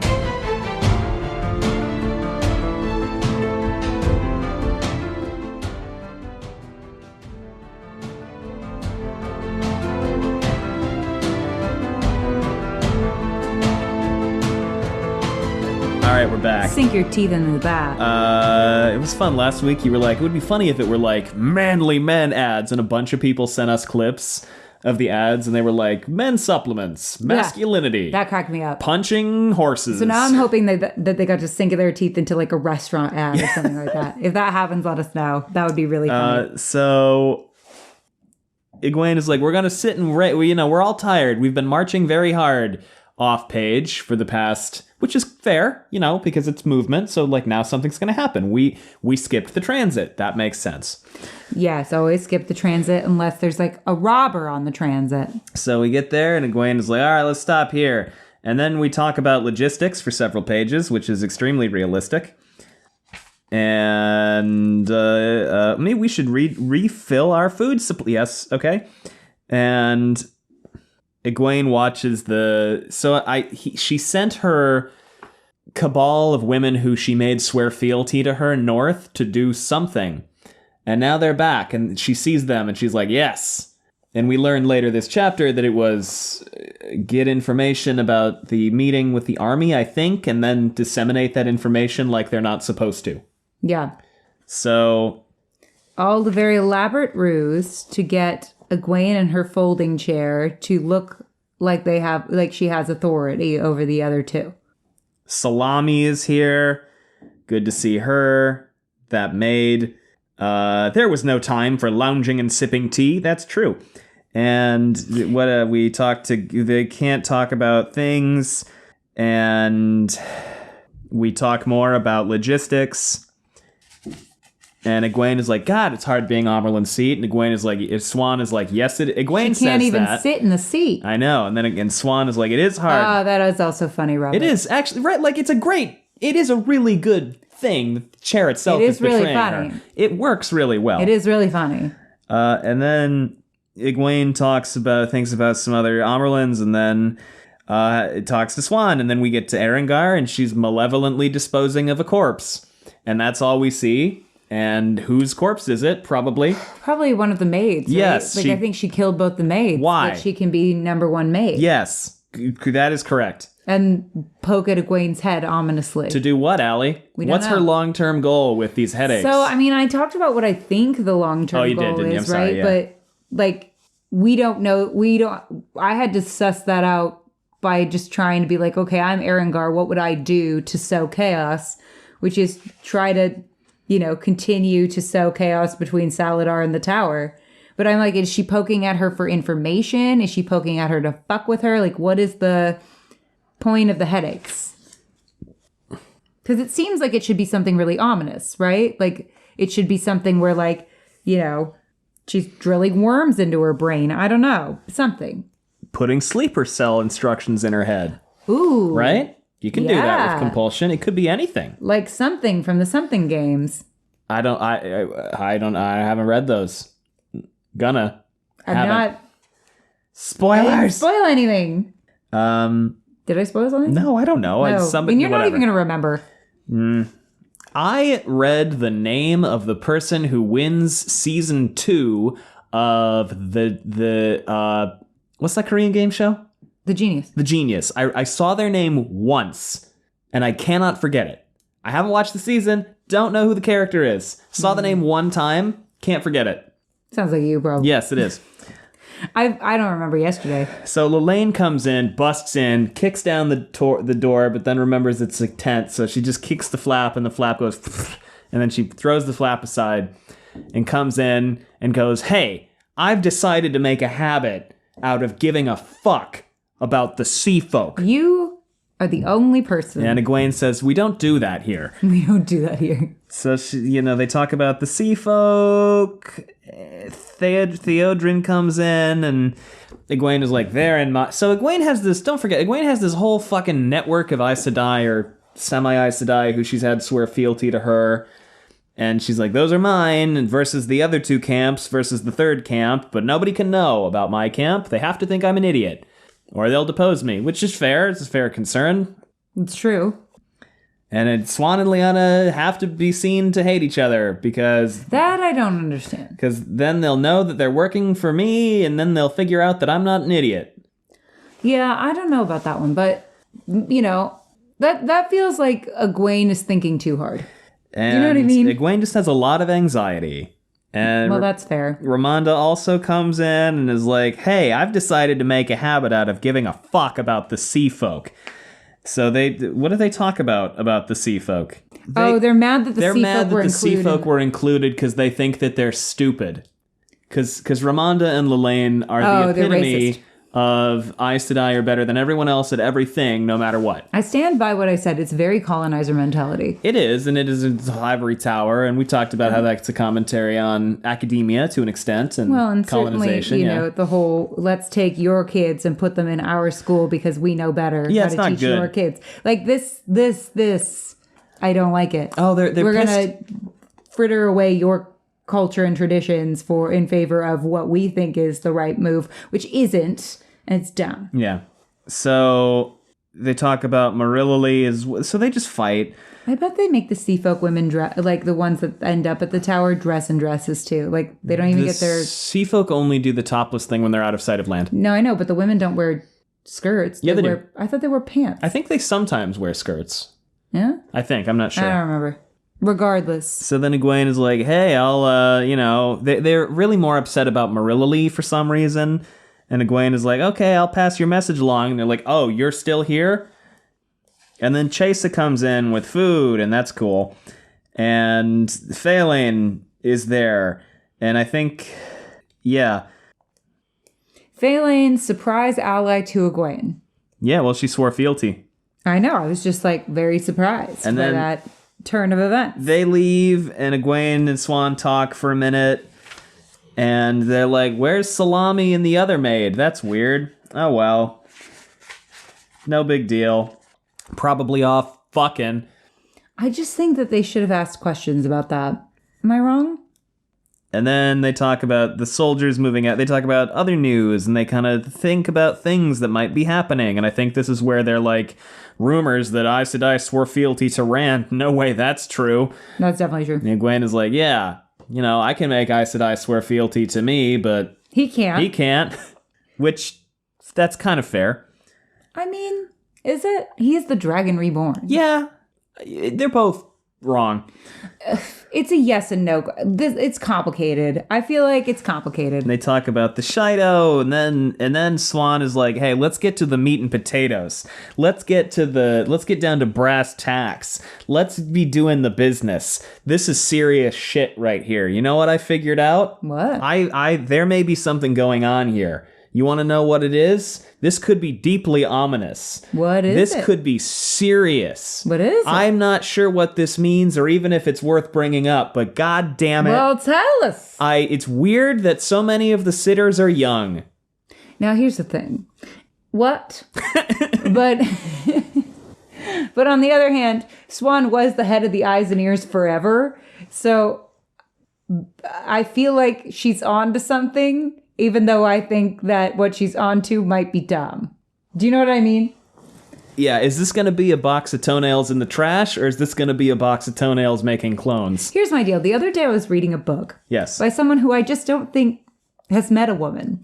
Because there were a couple things about it where it was like, she was... And again, I'm not going to say what book this is. And I enjoyed the book for the most part. It was just like, I just don't believe that the writer had ever met a woman. Because... they were like, they were talking about a model and they were like, she was girl next door beautiful. And I was like, no, she's not. Not if she's a model. Absolutely not. She's not. Absolutely not. Is she like, no, he called her approachable beautiful. And I was like, no, she's not. Not if she's a model. And then he said, and like the kind of person who doesn't seem aware of how beautiful she is. But her and job I was like, is but her to job is to get her show off photos her... taken for a living. All right. Okay. And then get this. She was swimming, right? She was swimming. And the narrator, who is supposed to be a woman, thought it was odd that she wasn't wearing her wedding ring. And that was supposed to be like an ominous, like maybe something's not right at home. And I was like, I would never, ever swim with my wedding ring on for several reasons. Yeah. One, well, mostly we're by the ocean. If you wear jewelry, that could attract sharks. But It can? Yes, because it looks like fish scales. Wouldn't it also tarnish? Isn't that the other thing? That's the other thing. And 3, what if it slips off and then... And you're fucked. Then you're fucked. Riptide. Then like one of the most precious items that you own is... And Gone. one of the more expensive items that you own is gone. Why did we bring this up? Because men writing women somehow. We were talking about the sitters are kind of young. Oh, just like clues where you're like, that's supposed to be a clue to something, but you're also kind of like, what? But I think Robert Jordan specifically made it a what so that Egwene could react like, what? That's dumb. Do you know what I mean? Do you understand why I brought that up now? Yeah. Or should I cut that? No, I do, because Egwene is like, I don't know, I don't think there's anything going on with that, and Swan is like, something is, but I don't know what. Do you think something's going on? I think because Swan thinks there is, that there is. That's a pretty solid. What do you think is going on? I thought maybe they would think that the younger women would be, like with Egwene, more pliant. Maybe they might fold at reunification with the tower. Oh, so to like pave the way to them all being one tower. So that they're like, they're like, okay, like well, maybe they'd be willing to throw placeholder sitters. Yeah. Okay, yeah. But I'm also like, that would be so stupid because Rand would be so pissed if he found out that happened with Egwene. It would kind of delegitimize the entire everything. A little bit, yeah. That would be really stupid. But maybe they thought, like putting Egwene in power, if they put a bunch of young women in power, that, you know, maybe they wouldn't be as successful. Yeah. Or like maybe they would be a little more, like they would be more pliant. So then Romanda busts in and is like, I'm gonna slap the shit out of you. Ramona and Jesus. And Egwene is like, why are you gonna slap the shit out of me? And call me mother. And she's like, I'm gonna slap the shit out of you, mother. You're dumb as fuck. Wow, idiot. Jeez. And then the chair falls over. And why is Romanda here? Because she heard about Egwene meeting with the army, which she should be doing. She's the Amerlin seat. This is the thing. I understand that Egwene has to deal with these two women, but I would just not be good in this position because I would be like, shut the fuck up. I'm the Amerlin seat. You elected me. Sit down. Yeah. But she can't do that. But she's like, you shouldn't be meeting with the army. And Egwene's like, I am like, the Amerlin seat. I can do what I want. Bryn will be lucky if we don't put his head on a pike. For what? For meeting talking with this to the army. Amerlin seat? For meeting with this army. Which army? This Andoran and... Oh. Why? I don't know. What's the problem? He didn't ask permission first? That's dumb. He's the head of the army. Yeah. He's got to ask permission to take a poop? Like, what? No. Come on. This is part of his job description. There's a lot of poop in this episode. And Egwene goes, "Must I remind you that rudeness to the Amerlin seat is a crime, daughter?" And Romanda... It is? Yeah. And Romanda goes, "The Amerlin seat. You're an infant. Your bottom still remembers the last switching it had as a novice. After this, you voted for me. After this, you'll be lucky if the hall doesn't put you in a corner with a few play pretties. If you want to avoid that, you'll listen to me and do as I tell you. Now sit down. This meeting with Pelivar and Erethel has to go forward. Now it's been arranged. They expect the Amerlin seat, and they will see her. You will attend with all the pomp and dignity your title deserves, and you will tell them I am to speak for you, after which you will hold your tongue. Getting them out of our way will require a firm hand and someone who knows what she's about. No doubt Lelaine will be here any minute trying to put herself forward, but you must remember the trouble she's in. I've spent the day speaking with the other sitters, and it appears very likely that Marilla and Marana's failures will be quite firmly attached to Lelaine when the hall sits next. So if you have any hope of gaining the experience you'll need to grow into that stole, it lies with me. Do you understand me?" And Egwene is like, "Oh yeah, uh-huh, uh-huh." I hope you sit on a pincushion. And Romanda says, "I hope that you do. I intend to remove Elida from the Amerlin seat, and I won't see that ruined because a child thinks she knows enough to find her way across the street without her hand held." If someone talked to me like this, if someone told me I couldn't, who is she, Perrin? You remember when Rand went to Kyrian and said, I don't like any of this nobility stuff. I'm not doing this. Fuck this. Fuck you guys. And everybody was like, he's a genius. See, this is my thing. Rand, you know what? It's triggering as a woman because Rand fails upwards. Constantly fails upwards. He's just the example of white male mediocrity. Remember when he was like, yeah, I'll be fine. I'm going to go to this meeting. And then he got stabbed and he came out of the meeting that he was stabbed in. And he was like, dope. All right. I'm going to go take over a country now. He fails upwards. He's like a man in Hollywood. What is going on? Can I give you a very small hint of something to come? What? Getting stabbed matters more than you think it does. His having been stabbed more recently, it matters more than you think it does. I already knew that. In my head, I was like, that's going to matter. Yeah.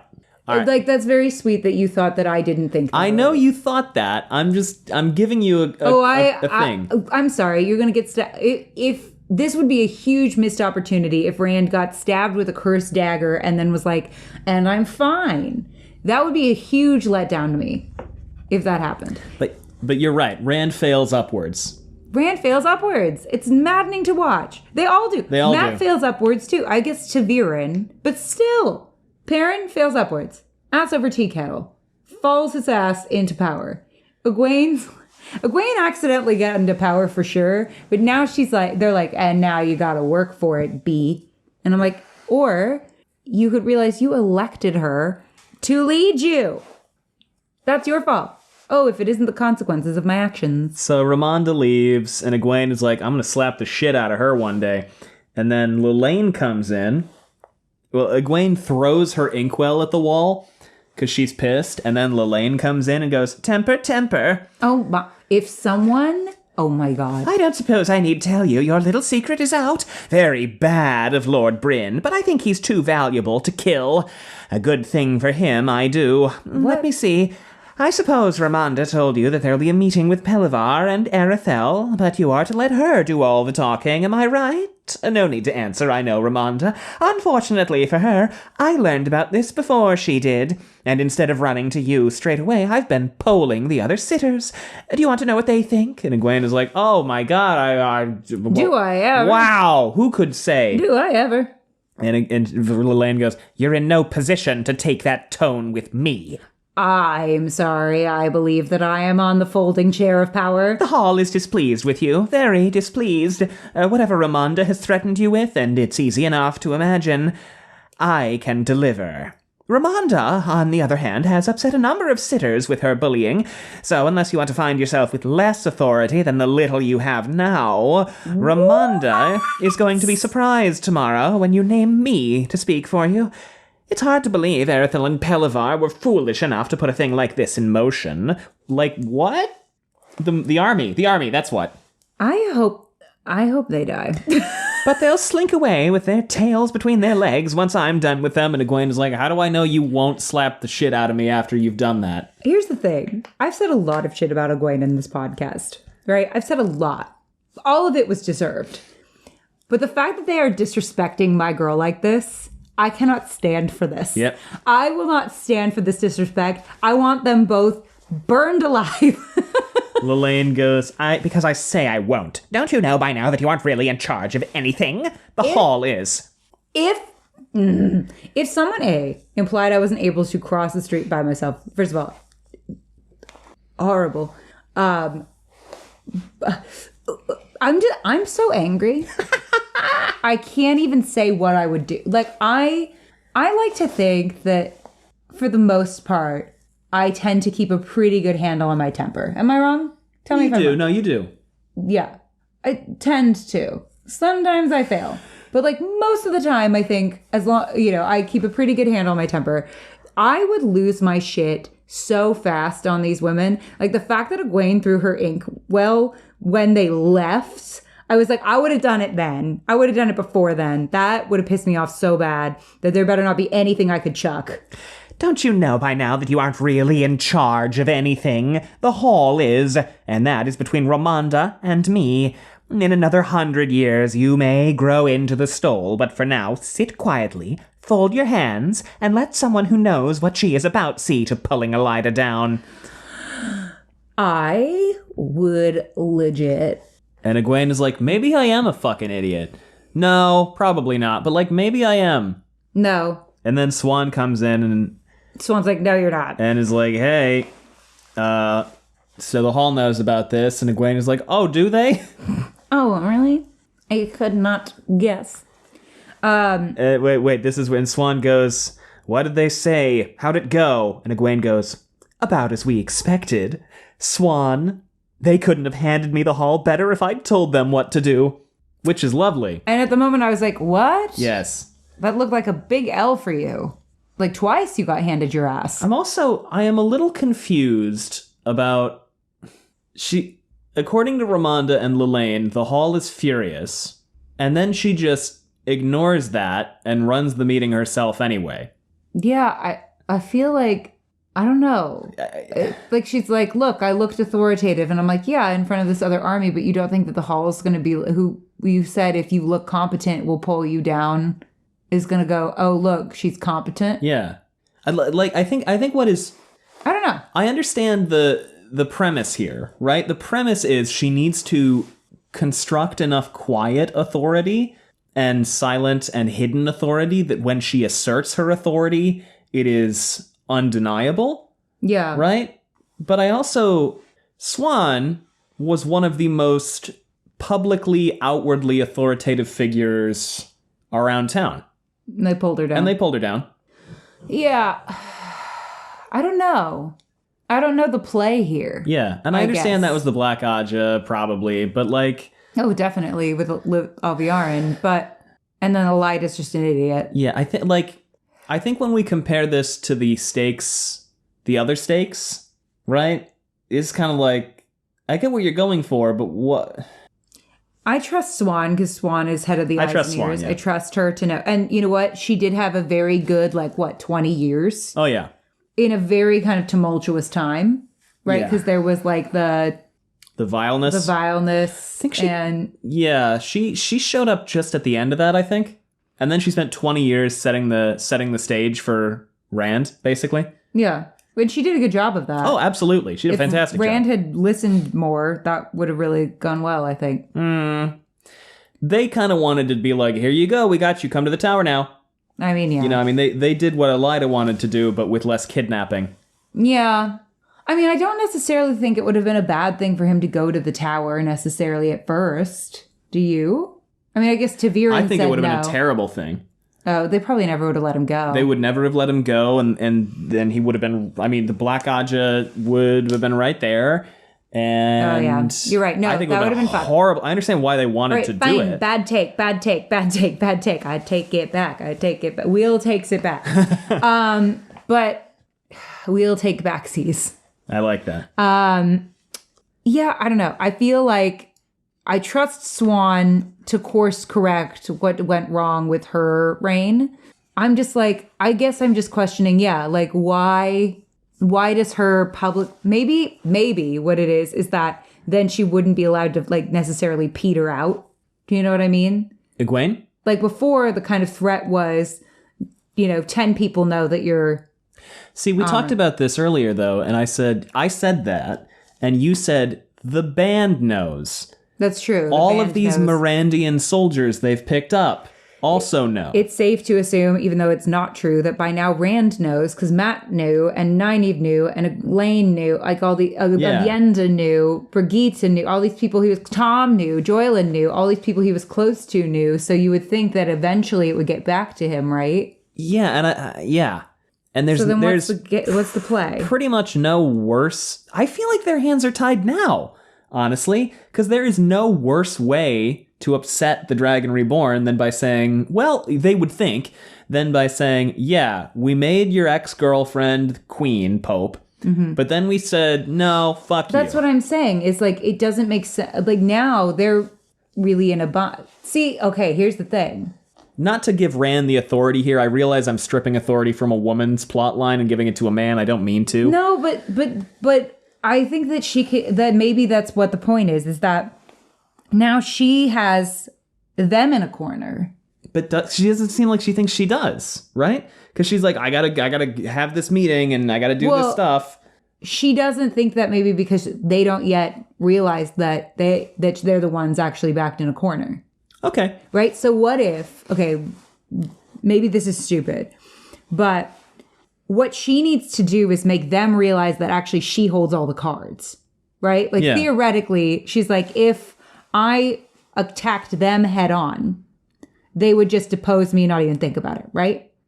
But if I go in front of all these people and showcase but if I don't do any kind of power plays, then I am just a puppet and everyone else will know I'm just a puppet, right? Like here at this meeting, I would basically publicly be going, here I am, I'm a puppet. Yeah. Right? To one or the other of these factions.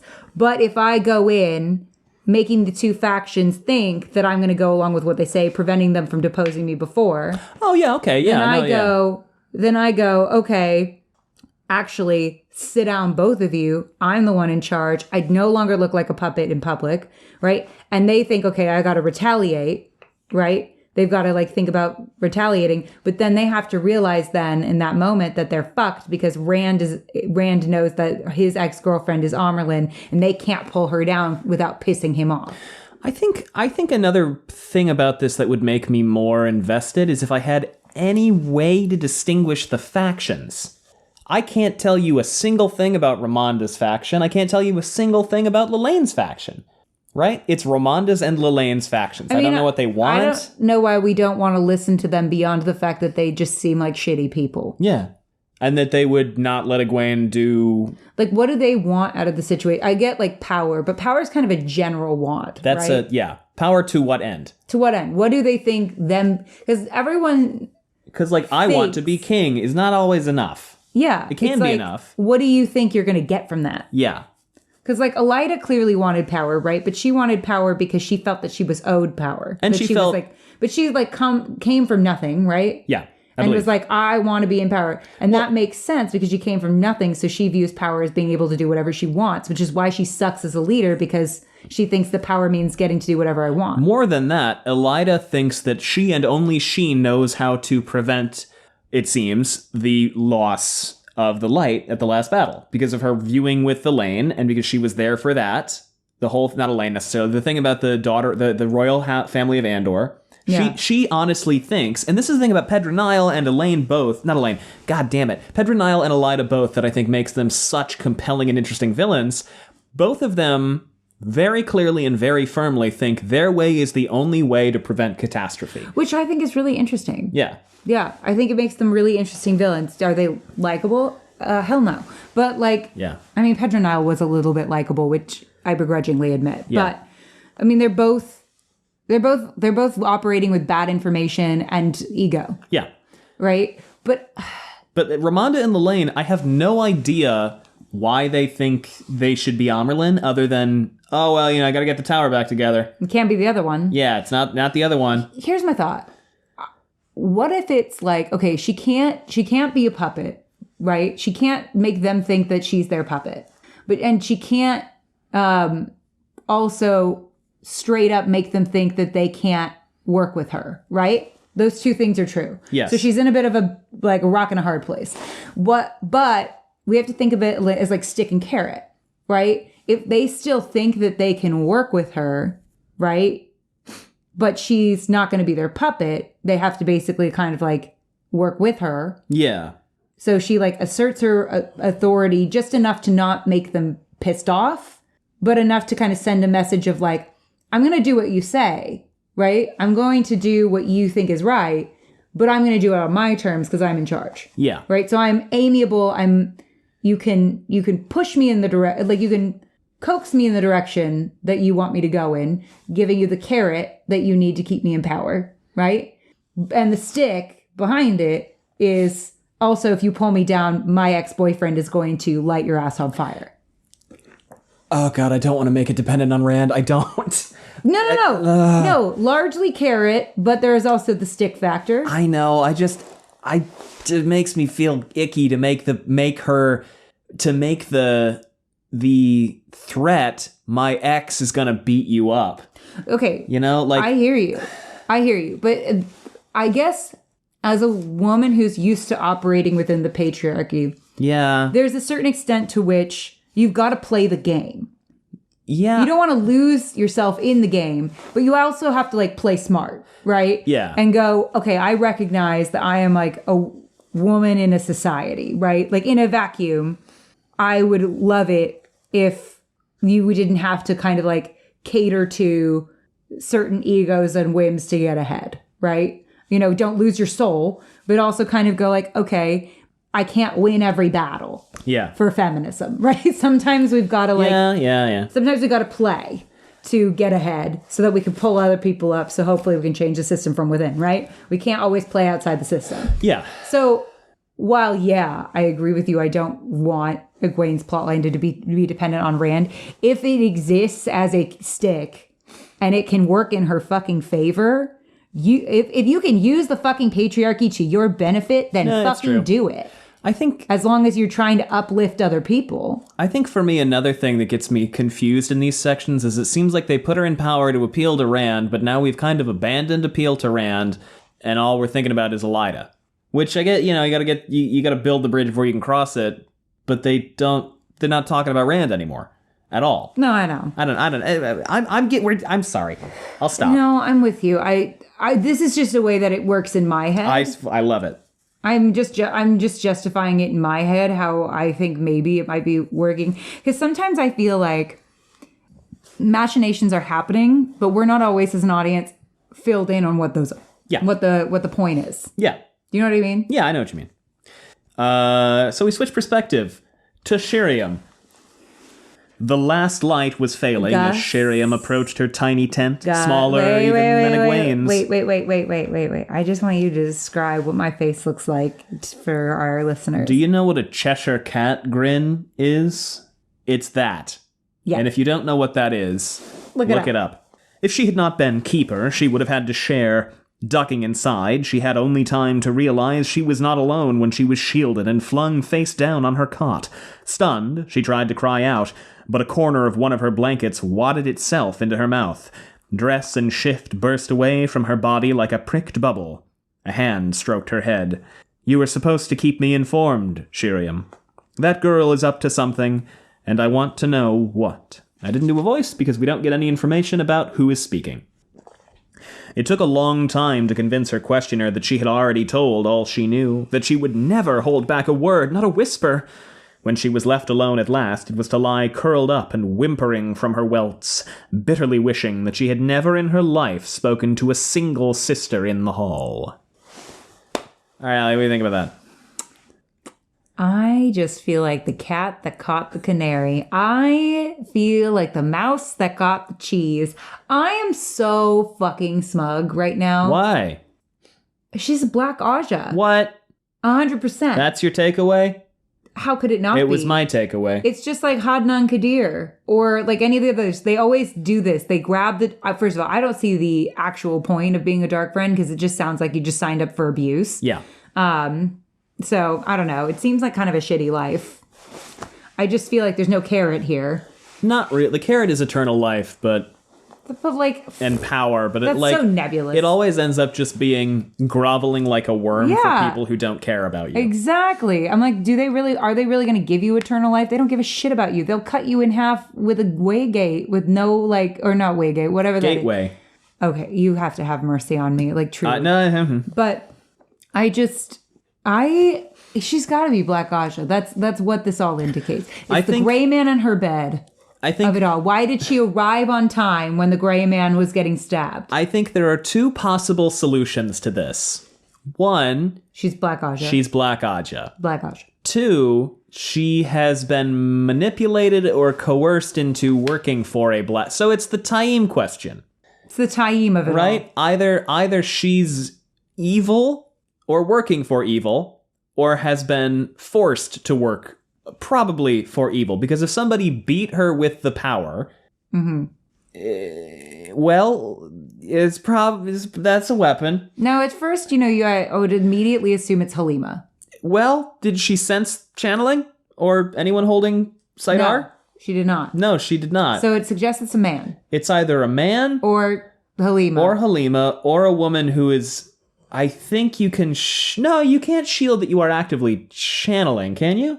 We haven't gotten to the mechanics of shielding, and I'm choosing not to really... That's fine, it's fine. I mean, the only other person that I've been saying... Well, first of all, did I get a bingo square? I'll give you like a grade... Look, am I going to tell you... Okay, come on. I don't... There's no way. When I talked to people online about this, they were like, I just figured it was probably Romanda or Lelaine beating the shit out of her. No. And I'm like, no offense, oaths, with all due respect. No, the oaths. Well, unless they were Black Aja. I'm willing to give you the bingo square because the best case scenario is she is being forced to do the Shadow's bidding. Close enough. Right? Unless it's like there's an Ashaman that wants to know, but that seems pretty unlikely. There's absolutely no fucking way she's not Black Aja. There's no fucking way. It seems pretty massively likely. Gus, everyone, there's no way this woman is not Black Aja at this point. Look at all the evidence. Look at the evidence. And of course they would want her to be keeper. And of course they're a Black Aja in Saladar. You think they would leave that as just like we don't need to know what's going on there? Halima's there. Well, Halima's there, Delana's there. I feel like your initial instinct would be it's Halima, right? That'd be the initial call. Because Halima's there. We know that she's trying to bring down whatever's going on or cause chaos here. But she's got a person she's working. Does she need two? Who? Whatever her name is. Delana? Yeah? Delana's not close to Egwene and she's Black Aja. So it could be Halima. Halima's a possibility. Yeah. Could be Moradin. It could be Moradin. Could be Osengar, because maybe he wants his own person there while he's trying to tear down the Black Tower. Who knows? Could be. It's definitely a guy. Samael's dead, so he's out. God, don't remind me. I know. He took a long walk off a short bridge. So... She brings up, I wish I hadn't spoken to a single sister in the hall. So it's got to be connected to that somehow, but it's not Romanda and Lelaine. Probably not. I mean, it could be connected to them somehow, but like, this is a man or someone who was once a man, blah, blah, blah, blah, blah. It's probably somebody using Sidene. I mean, the only other person I could think of that's not Moradin, I guess Damon Dread's on the list. I guess Mazrim Taim is a suspect. Let me look at it again. But why would Mazrim Taim be there? See. It's Rand. No. I'll give you this. It's not Rand. The naked thing is also... Oh, is she naked? The dress and shit burst away from her body. Robert. And a hand stroked her head. Robert. That feels like something Balthamel would do. I'm just saying, it does. That's why, because Moradin to me doesn't seem like the strip her naked type. No. He doesn't care enough to humiliate her, right? No. Like, this all feels very rape-coded. Oh, yeah. So, I'm going with probably the Halima. two very clear rapists in this, Agenor and Balthamel, as my chief suspects, because they're the most fucking creepy. Yeah. Now that Robin's dead. Because Daemon Dread, this doesn't seem like his bag. And it doesn't seem like Moradin's either. I mean, we haven't seen them around women before. Moradin has 2 women prisoners, and he doesn't. But he hasn't stripped them naked once. Doesn't do anything creepy directly to them. He lets the Myrddraal do that. He does the weird stroking thing, but like he doesn't direct. He does not a direct himself assailant. Yes. He is an indirect Which assailant. doesn't make it better. Doesn't make it better. But yeah, that to me suggests Erengar, Osengar, because we know are this way. Osengar is more this. Erengar is this way more than Osengar is. Yeah. Historically. And Erengar, considering his behavior at Eye of the World. And Erengar is there. Sorry, Erengar, not Agenor. Erengar. God, that's complicated. See, but here's the thing. The only thing is, Halima is close to Egwene at this point, right? But she's not privy party to anything. She's her head rubber. A hand stroked her head. They go, oh, well, stroking her head, that's on point, isn't it? Yeah, that also feels on point. That feels like it could be a clue.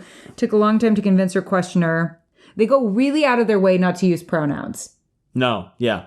Because it's her questioner, a hand, not like a man's hand or something like that. Yeah, that's why I didn't do any voice. That she had already told all she knew, that she would never hold back a word, not a whisper. When she was left alone at last, it was to lie curled up and whimpering from her welts, bitterly wishing that she had never in her life spoken to a single sister in the hall.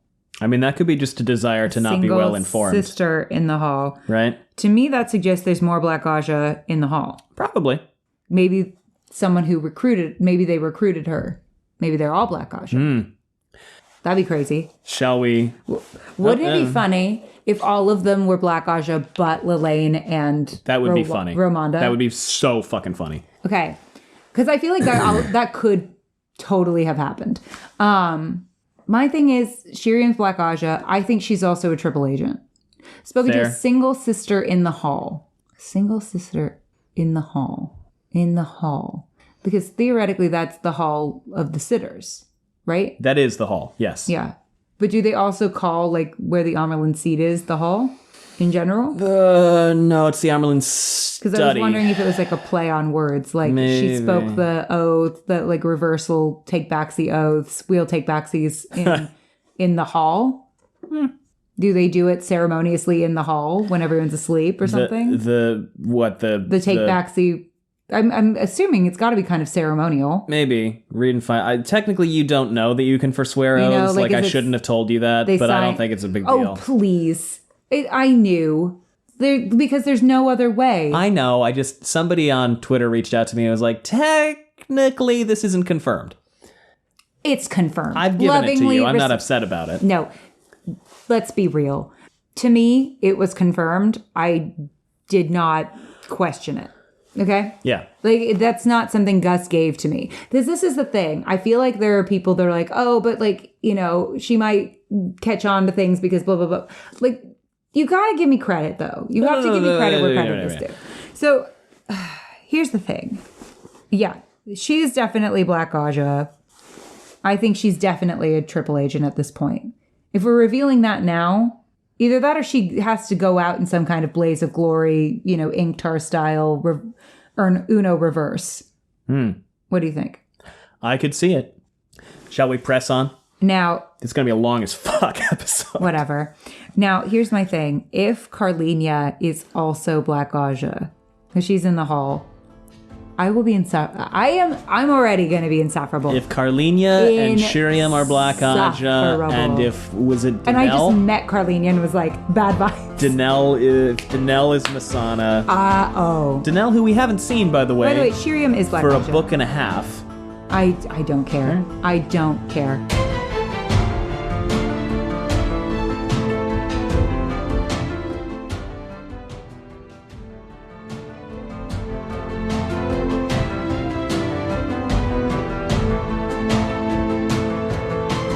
Chapter 17, Out on the Ice. Here's the logo. What is it? It's a tear. Tear. You didn't take notes for this one because I was cooking and you were lying on the couch. It's Egwene. Again, we got the call. Here they go. Off they go. She's on a horse called Daishar. Not to be confused with Rand's horse, Tai Daishar. Don't know why we did that. It's the Feast of Abram. But there would be no prizes baked in honey cakes. All right, so the sun's up and it's cold now. And we're heading up to that meeting. Okay. It's time for the dynamo. All right. So we go up to this... Is it going to work out? We go up to this meeting, and we get, like, pages upon pages of description. Delana brought Halima along. Why? She's got her tits out. Delana did? Yeah. Yeah, okay, yeah, that makes sense. I like how Erengar is so transparent. Like, so transparent. But everybody's just like, yeah, you know, it's Big Titty Maid Girl. Yeah. We love Big Titty Maid Girl. Who's coming to all the meetings. Of course we bring Big Titty Maid Girl everywhere. Of course Big Titty Maid Girl. Someone's got to take the minutes. Gets to give head rubs to the Amerlin seat. Yeah. Who else are we going to bring apart from Big Titty Maid Girl? We're not going to examine then why Egwene suddenly starts having all these headaches. Because obviously those two things are not related. They go away when Erengar massages her head. Oh, so she's like instilling a need for that. Probably, yeah. Yeah. So, and then we talk about how Halima's got her tits out. And yeah, okay, thanks, Rob. And... Well, how else can I showcase that I'm evil? We all know that evil is stored in the boobies. Bryn and Swan, you know, whatever. Sheriam is... It's a fine morning to be in the saddle. Nothing like a good ride in the snow to clear the head. Okay, and then several pages later, we get to the army meeting, and they're already there, and we do this whole thing. Oh, Tolmanis is there, too. And a bunch of the band are there. And Lelaine is like... Oh, from this we learned Tolmanis was a short king. He is a short king. And Lelaine is like, someone go cut his fucking dick off. What? This feels over the top. How did he find out? If you've included Dragonsworn in your scheming, Lord Bryn, you truly will learn what going too far means. And Romanda goes, this is disgraceful. You say you've only learned of his presence now? If that's so, your reputation is puffed up like a boil. And Bryn is like, yep, you're right. I am the worst. Yep. Good talk. Do we want to take 10 seconds just to... What's his horse's name? I don't know. Traveler. What historical figure had a horse named Traveler? Robert E. Lee. Yeah. What the fuck? Yeah. Grant was right there. Grant is always a safe choice. Yeah. Have pride in other things, like grits. Anyway. Grits are great. Grits are amazing. They're just polenta. 10 out of 10. Sweet tea, we love it. Racism, let's not. Yeah, so... Haven't we closed the chapter there? Honestly. Yeah. All right, so... Well, I mean, you know. Yeah. Can we just fucking not? Yeah. That's what I meant. Yeah, I know. So they get there, and the army kind of looks at them, and they don't do any of the, you know, ceremonial things for an Aes Sedai, or especially for the Amerlin. And, and then we set up chairs, and Egwene and the sitters are sitting a foot higher than everyone else. And this whole thing, because, like, here is what is the purpose of this meeting. And I don't know how Egwene foresaw this. This army has moved out to intercept them, specifically to intercept them, and not in a deferential or honoring way. It is specifically a, hey, what the fuck are you guys doing here, Did the army? warders give them a heads up? Bryn found it, and Egwene determined the purpose of the army was to intercept them and ask them questions. How do you assume that? I don't know, but she did. So the army basically ignores custom, doesn't treat her like the Amerlin, doesn't treat them like Aes Sedai, treats them like a marauding army, because they have two armies with them. Then Egwene does the whole thing. They set up these chairs. She sits. The sitters sit. She makes it very clear that, like, you guys invited me to this meeting, sure, but this is my meeting. And she does a great job. She does a really good job. We did give her a moment. We gave her a moment. And her chair doesn't even fall over. So... I thought that it fell over once everyone left. Not this. She didn't bring the shit chair here. The shit chair is in her room. Good move. So she does this whole thing, and it says, no matter who had arrived first or provided the pavilion, there was no doubt who had called this meeting, who was in charge. Her action was not well received, of course. There was a moment of silent hesitation while the nobles cast their minds about for some way to regain an equal footing, and no few grimaces as they realized it could not be done. So we get some more stuff about the Andorans and the Mirandians. Well, we get any stuff about the Andorans and the Mirandians. What are they here for? Pure bloodlust. Just fucking murder. No, that's the Dragonsworn. Yes. They're here because, this big kind of unauthorized army is coming into their territories and they're worried it's Dragonsworn, right? No. They're like, you have Dragonsworn with you. No? Maybe. They know it's Aes Sedai. But they think they have Dragonsworn with them, I thought. And they're like, we don't, you know what? They were like, whatever's going on with you in the tower, this family spat, none of our business. Yeah, they were don't like, go through our territories. We feel like if we let you through here, then we're technically... complicit. Conspiring against the tower, and like, this is not our business. None of this is our business. If we let you pass into Andor, it feels like we're giving aid. And Egwene's like, I know Elaine Tricant. We're best friends. But here's another pater. She will by be the your way. queen. There's a different pater. No, I will not accept that. There's only one pater, the pater of my heart. They're all talking about like Pater. Can we not have Aes Sedai fighting in Andor? So we've got all these fucking Andoran nobles. Do you want me to go through all their names? No. Okay. I feel like we won't see any of them ever again. I hope to God we don't. If we do, then I won't know them anyway. Yep. So we get, they all kind of like flail around and yell, and it's kind of like that a few chapters ago when Rand was like, I'm gonna go talk to them myself, and all the lords flailed around and yelled, and then Rand was like, everyone shut up. Yeah. It's kind of like that. They all yell about it. I wonder if this is kind of a purposeful mirroring or not. Maybe. Pelivar and Donal and Pater and all these other guys. And Egwene is like, actually, fuck all of you. Elida's not the Amerlin seat. Well said. Elida's not... I don't know what that noise is. Elida's not the Amerlin seat. I am. I think all my of mom you, started the laundry. That could be. All of you can suck a donkey dong, and I hate you. But no, she says it much more diplomatically. We go to Tar Valon to remove Elida and try her, but that is the White Tower's business, and none of yours except to know the truth. Because they also talk about the guys are also like, I hear you going to Andor for reasons that make us uncomfortable to talk about. And she's like, yes, the Black Tower, I know. This so-called Black Tower also is our business. Men who can channel have always been the White Tower's affair. We will deal with them as we choose, when the time is ripe, but I assure you that time is not now. More important matters must take precedence. So, worth noting here, before I jumped the gun a little bit, because she's standing there, and before anything else happens, the Romanda and Lelaine are like, all right, any minute now she'll pick me, and then Egwene just kind of launches into it. And everybody at the meeting, that's the right move, by the way. Yeah, I do think this was going to... She let this meeting leak so both sides would bring their full retinue. So both sides would then have to sit there looking like toadies when she started talking. But the takeaway that the Lords take is, oh, okay, she's just a puppet for the Hall anyway. So she's like, hooray, I won. But their takeaway, like, none of them wants to talk to her. Even after the meeting, they all, like, leave and run away and don't want to talk to her, except for one or two who are like, did you really mean it about opening the novice book? And yet it's a win somehow.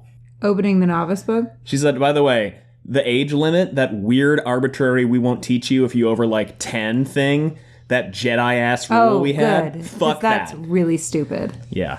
Can we be real? That's a really, really, really stupid and has been actively, like, cutting them at the Achilles. So Egwene is like, all right, here's what's going to happen. Here's what we're going to do. We're going to stay here for 1 month.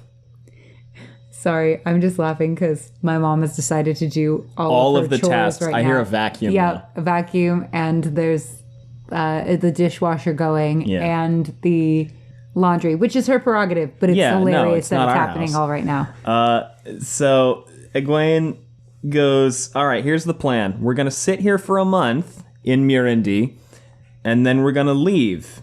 And we're not going to go into Andor. We're going to go around Andor. Mm-hmm. Okay? And the Mirandians are like, wait, you mean we could have told you to fuck off in the first place? Shit. Now we feel stupid. Well, you are. Remember every house they passed, every manor was like, take my small army. Uh-huh. They're all like, oh, we could have not done that. Well, that would have been dickish. Yeah. She says, but I'll remember the people who helped us, right? Mirendi will be troubled by us no more after that, and Andor will not be troubled at all, I'm certain. The Mirandian lords, I'm certain, she added, the Mirandian lords and ladies here will be happy to supply our wants in exchange for good silver. We will pay fair prices. And the sitters are all sitting there stone-faced, like, oh yeah, this is totally what we wanted to have happen, but she can tell that inside they're like, what the fuck? Egwene needed to make them forget the girl they saw before them and hear a woman with the reins of power firmly in hand. If they were not in her hands now, they would be. She firmed her voice. Mark me well, I have made my decision. It is for you to accept it, or face what surely will come from your failure. As she fell silent, the wind gusted to a brief howl, rattling the canopy, tugging at garments. Egwene straightened her hair calmly. Some of the watching nobles shivered and twitched their cloaks around them, and she hoped their shivers came from more than the weather. I think this is badass. Yeah. Like, regardless of the fact that I don't know if it deserves the badassness that it is. I think it is cool. I think it's badass. Well, I think it's badass that she's finally standing up for herself. Yes. I don't know how it landed. Right. That's the thing that makes me concerned, because it seems like it didn't land well with the nobles, even though she did a badass thing. Yeah, because Erethdel, responds to this by talking to Romanda and Lelaine and being like, you got it, boss. Yeah, which I don't know how that looks. I mean, maybe it's, she's going to have to really earn it. And Egwene stands up and is like, good talk. One other quick thing. Even if you're 87 years old, you can come to see if you can channel. Bye-bye. Yeah, as you should. And she's like, hell yes, I'm halfway there. Halfway there. Halfway there. Of course, ominously said, the other half remained. You ominous with the rest of us. You ominous omnivore. And that's the end of chapter 17.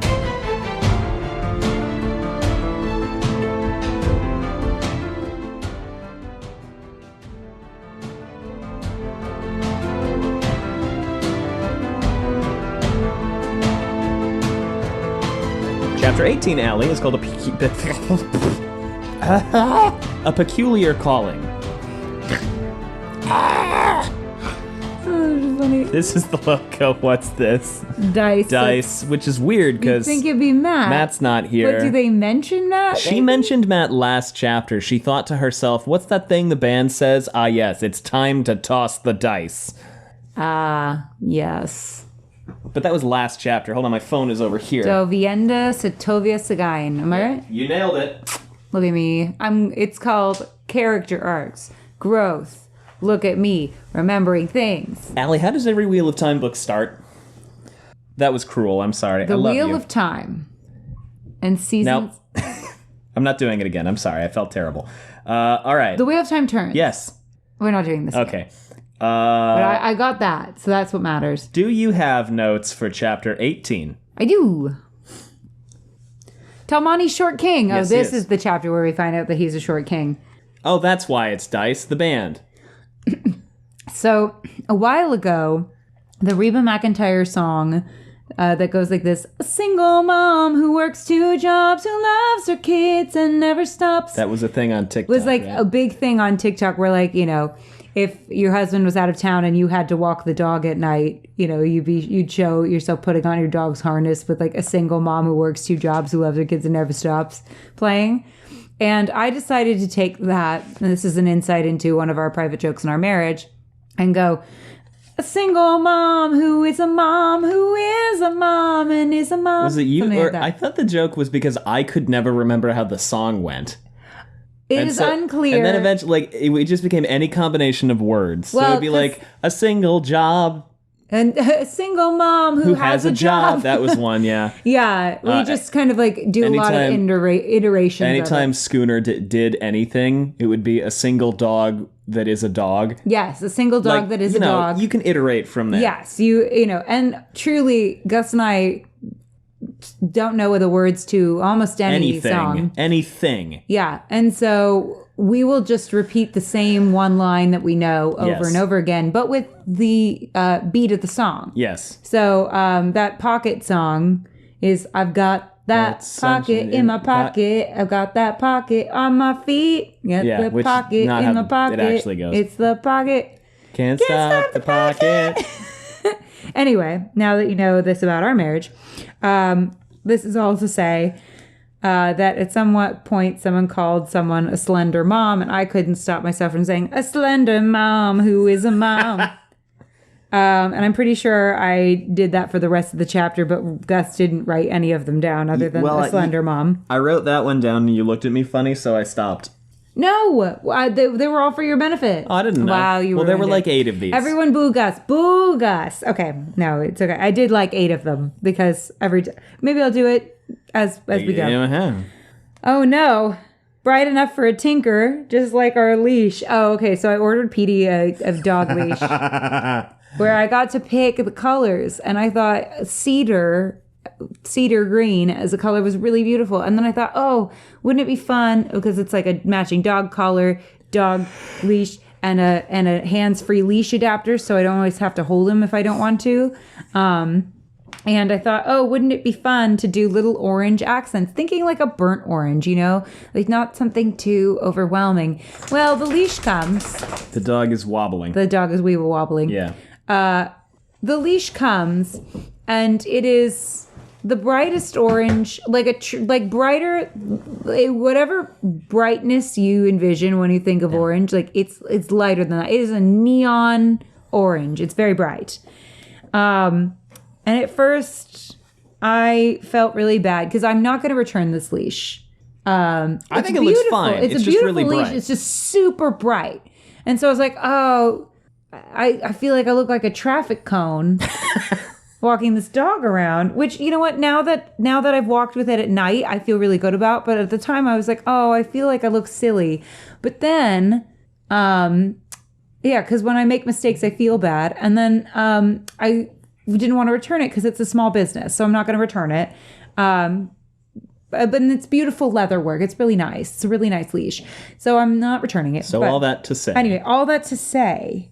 It's bright enough that a It's bright Tuatha enough could for a have it. tinker. Oh, it's like they would look at that and go, that's my jam. Yeah. I don't know why I did this. Bagok? I forgot. I forgot why. Oh, but the guy's name is Pelavar, and I quoted that movie, Onward, I think? that Yeah. makes me cry every time I watch it. It's a good movie. Aloft Pelavar, which That's is good. what they say. Aloft Elevar, yeah. Yeah. The people who've seen that movie get it. I've decided that every time they do something ominous, I'm going to do like a new word. So I said, but they are omnibus. All right. Last chapter. This is long, and I'm happy. Chapter 18, A Peculiar Calling.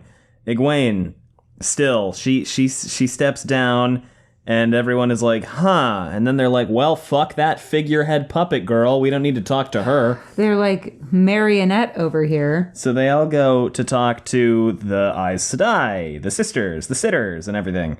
And Egwene grabs Shiriam and says, find out discreetly all you can about these sisters and tower guards in Andor. And talks to people, and, chittering around, talking to people. Romanda and Lelaine are looking at her. angrily. Swan reminds her of various, they keep naming Aes Sedai who are, Amerlins who were or were not cool, and who did or did not do cool things. And Egwene's looking for Talmanis. And, this guy named Sagan shows up.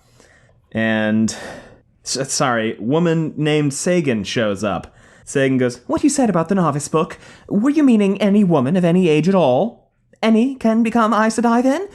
And Egwene is like, Toads. yeah, were you fucking lit? Yes. Why, is your granny magic? And Sagan goes, "Thank you, mother." And then she runs off, and Egwene is like, "Cool.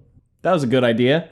That is a great idea. It's a great idea. It's a really stupid fucking thing that they didn't do. It's a really dumb rule. It's one of their dumber rules, and they have the oaths. I think it's one of those things that... I think it's one of those things where it's like, oh, if we don't get you when you're young and pliant, you'll never be brainwashed enough to just go along with the organization. Untrue. I'm old and pliant. That's true. Have you met Gen Z? And then... Swan, just kidding, we love Swan apparently has a stroke because she just goes on the weirdest fish tangent I have ever heard. Like, I get Swan and fish. I don't mind sailing the fingers of the dragon in the dark if I must. We discussed that. The fingers of the dragon? The fingers of the dragon. It's a geographical... I don't mind sailing the fingers of the dragon. I know. It's a geographical thing. No, because Min has been sailing the fingers of the dragon for a while now. It's down here. It's on tier, but yes, she has. I don't mind sailing the finger in the dark. Min has been doing it too. Yeah, she's been doing it in the dark. I don't mind... In the day? I don't... Whenever. The afternoon? I don't mind sailing the fingers of the dragon in the dark if I must. We discussed that. We weighed the dangers, and anyway, there doesn't seem to be a gull's last dinner for choice, but you've set fire on deck just to make things interesting. Min has set fire on deck. Netting lionfish isn't enough for you. You have to stuff a prickleback down your dress, too. You aren't content trying to wade a school of silverpike, and Egwene is like, really Swan, honest. do you smell burnt toast? Well, the other thing is, Swan... Do you want to fuck Rand? Like, no, what is going on? You know what she says? She says, look, if you really want to fuck Gareth Bryn, that's your business.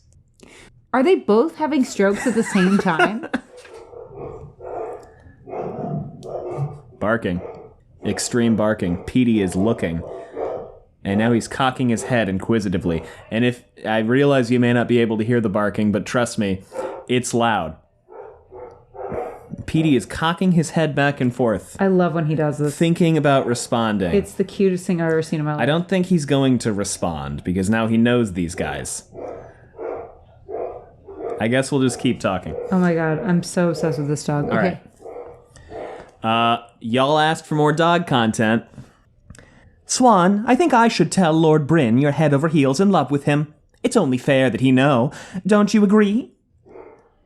Swan's blue eyes bulged, and her mouth worked, but all that came out was a sort of gobbling. That's why bagok. Oh, bagok! She just bagok!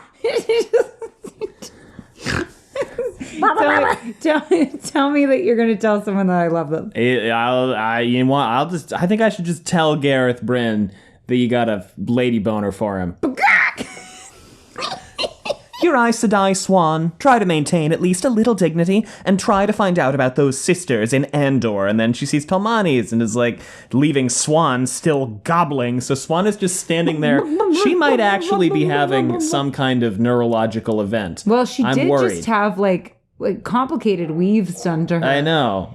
Would there be complications? We should. This is not funny. We should be checking on Swan. We should be double checking.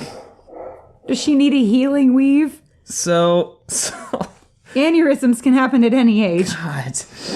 So she's gonna say, "Hey, Talmanis, what up?" And Talmanis goes, "You changed a border today." You changed a border. Oh. Because she said, "We're in Murundi now.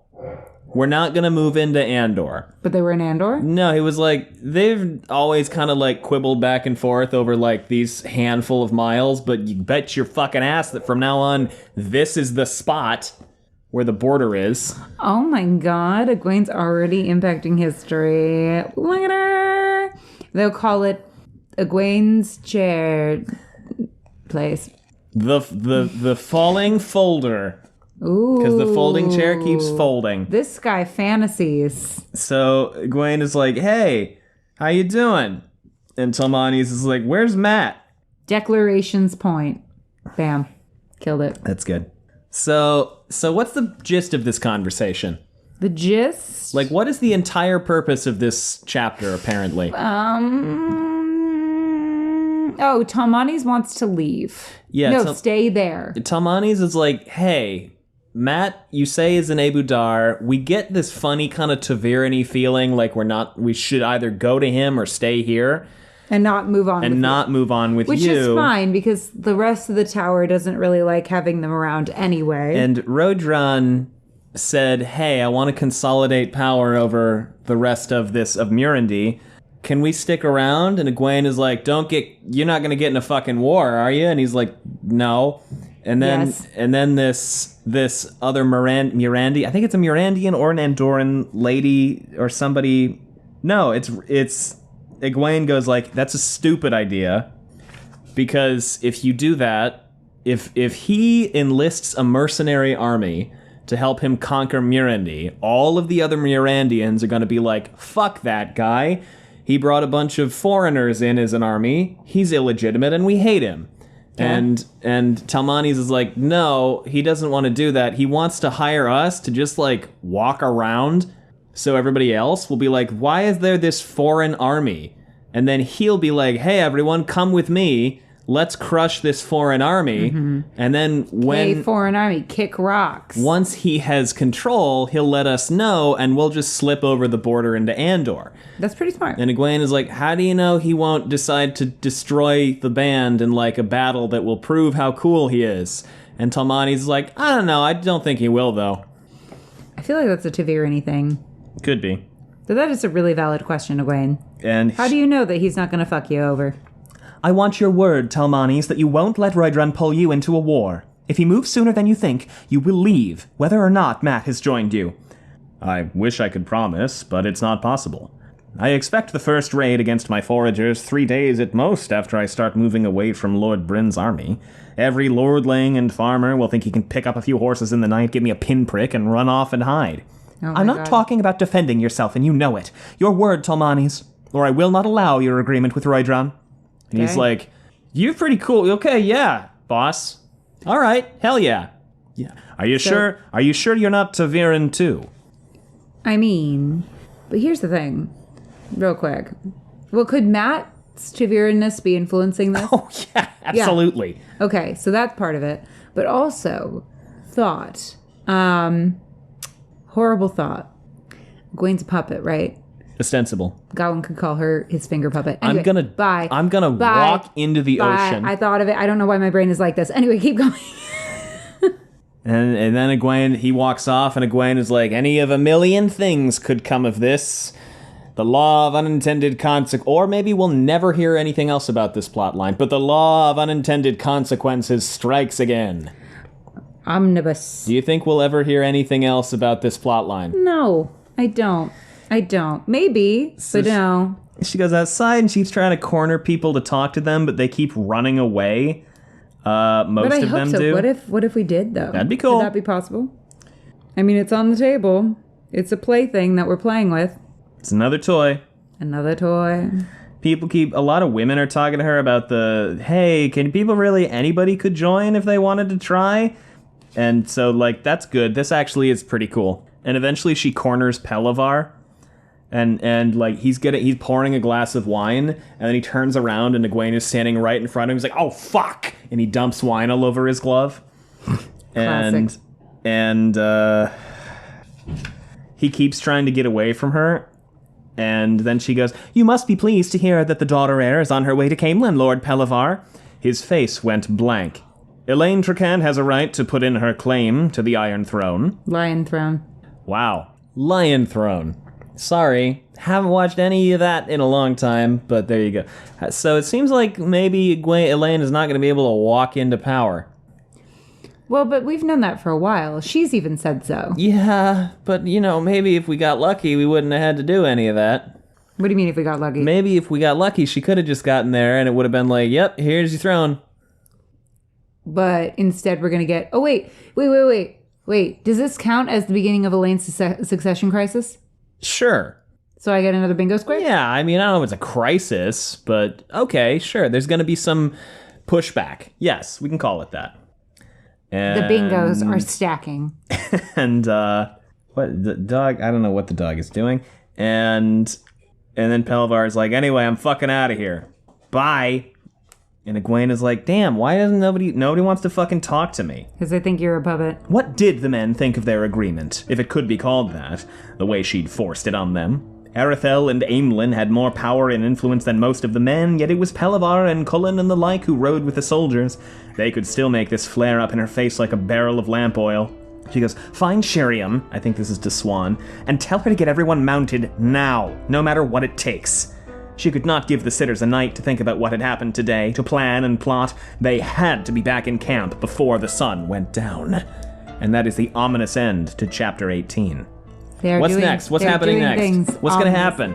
Doing things ominously. I'll tell you this, the next chapter is an Egwene chapter. Are we going to get a big fucking push? Are we going to figure out what the thing is that she has to do tonight? God, I hope so. And how it connects to this? God, I hope so. Are we going to get it? God, I hope so. Are we gonna? All right, I'm going to decide yes. Oh my god.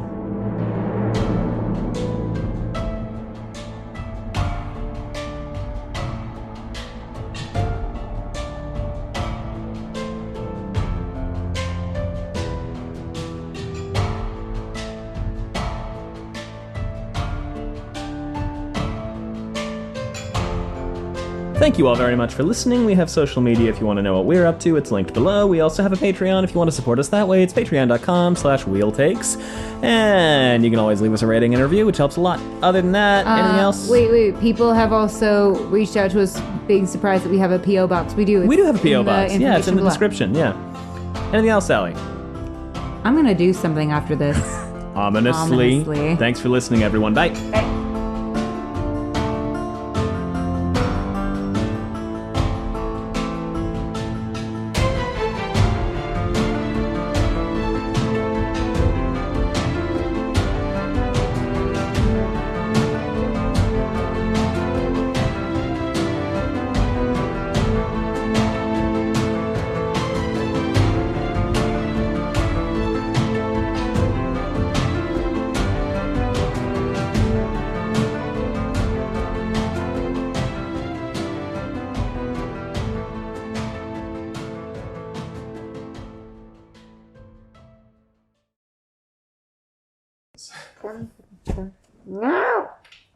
They will not be able to.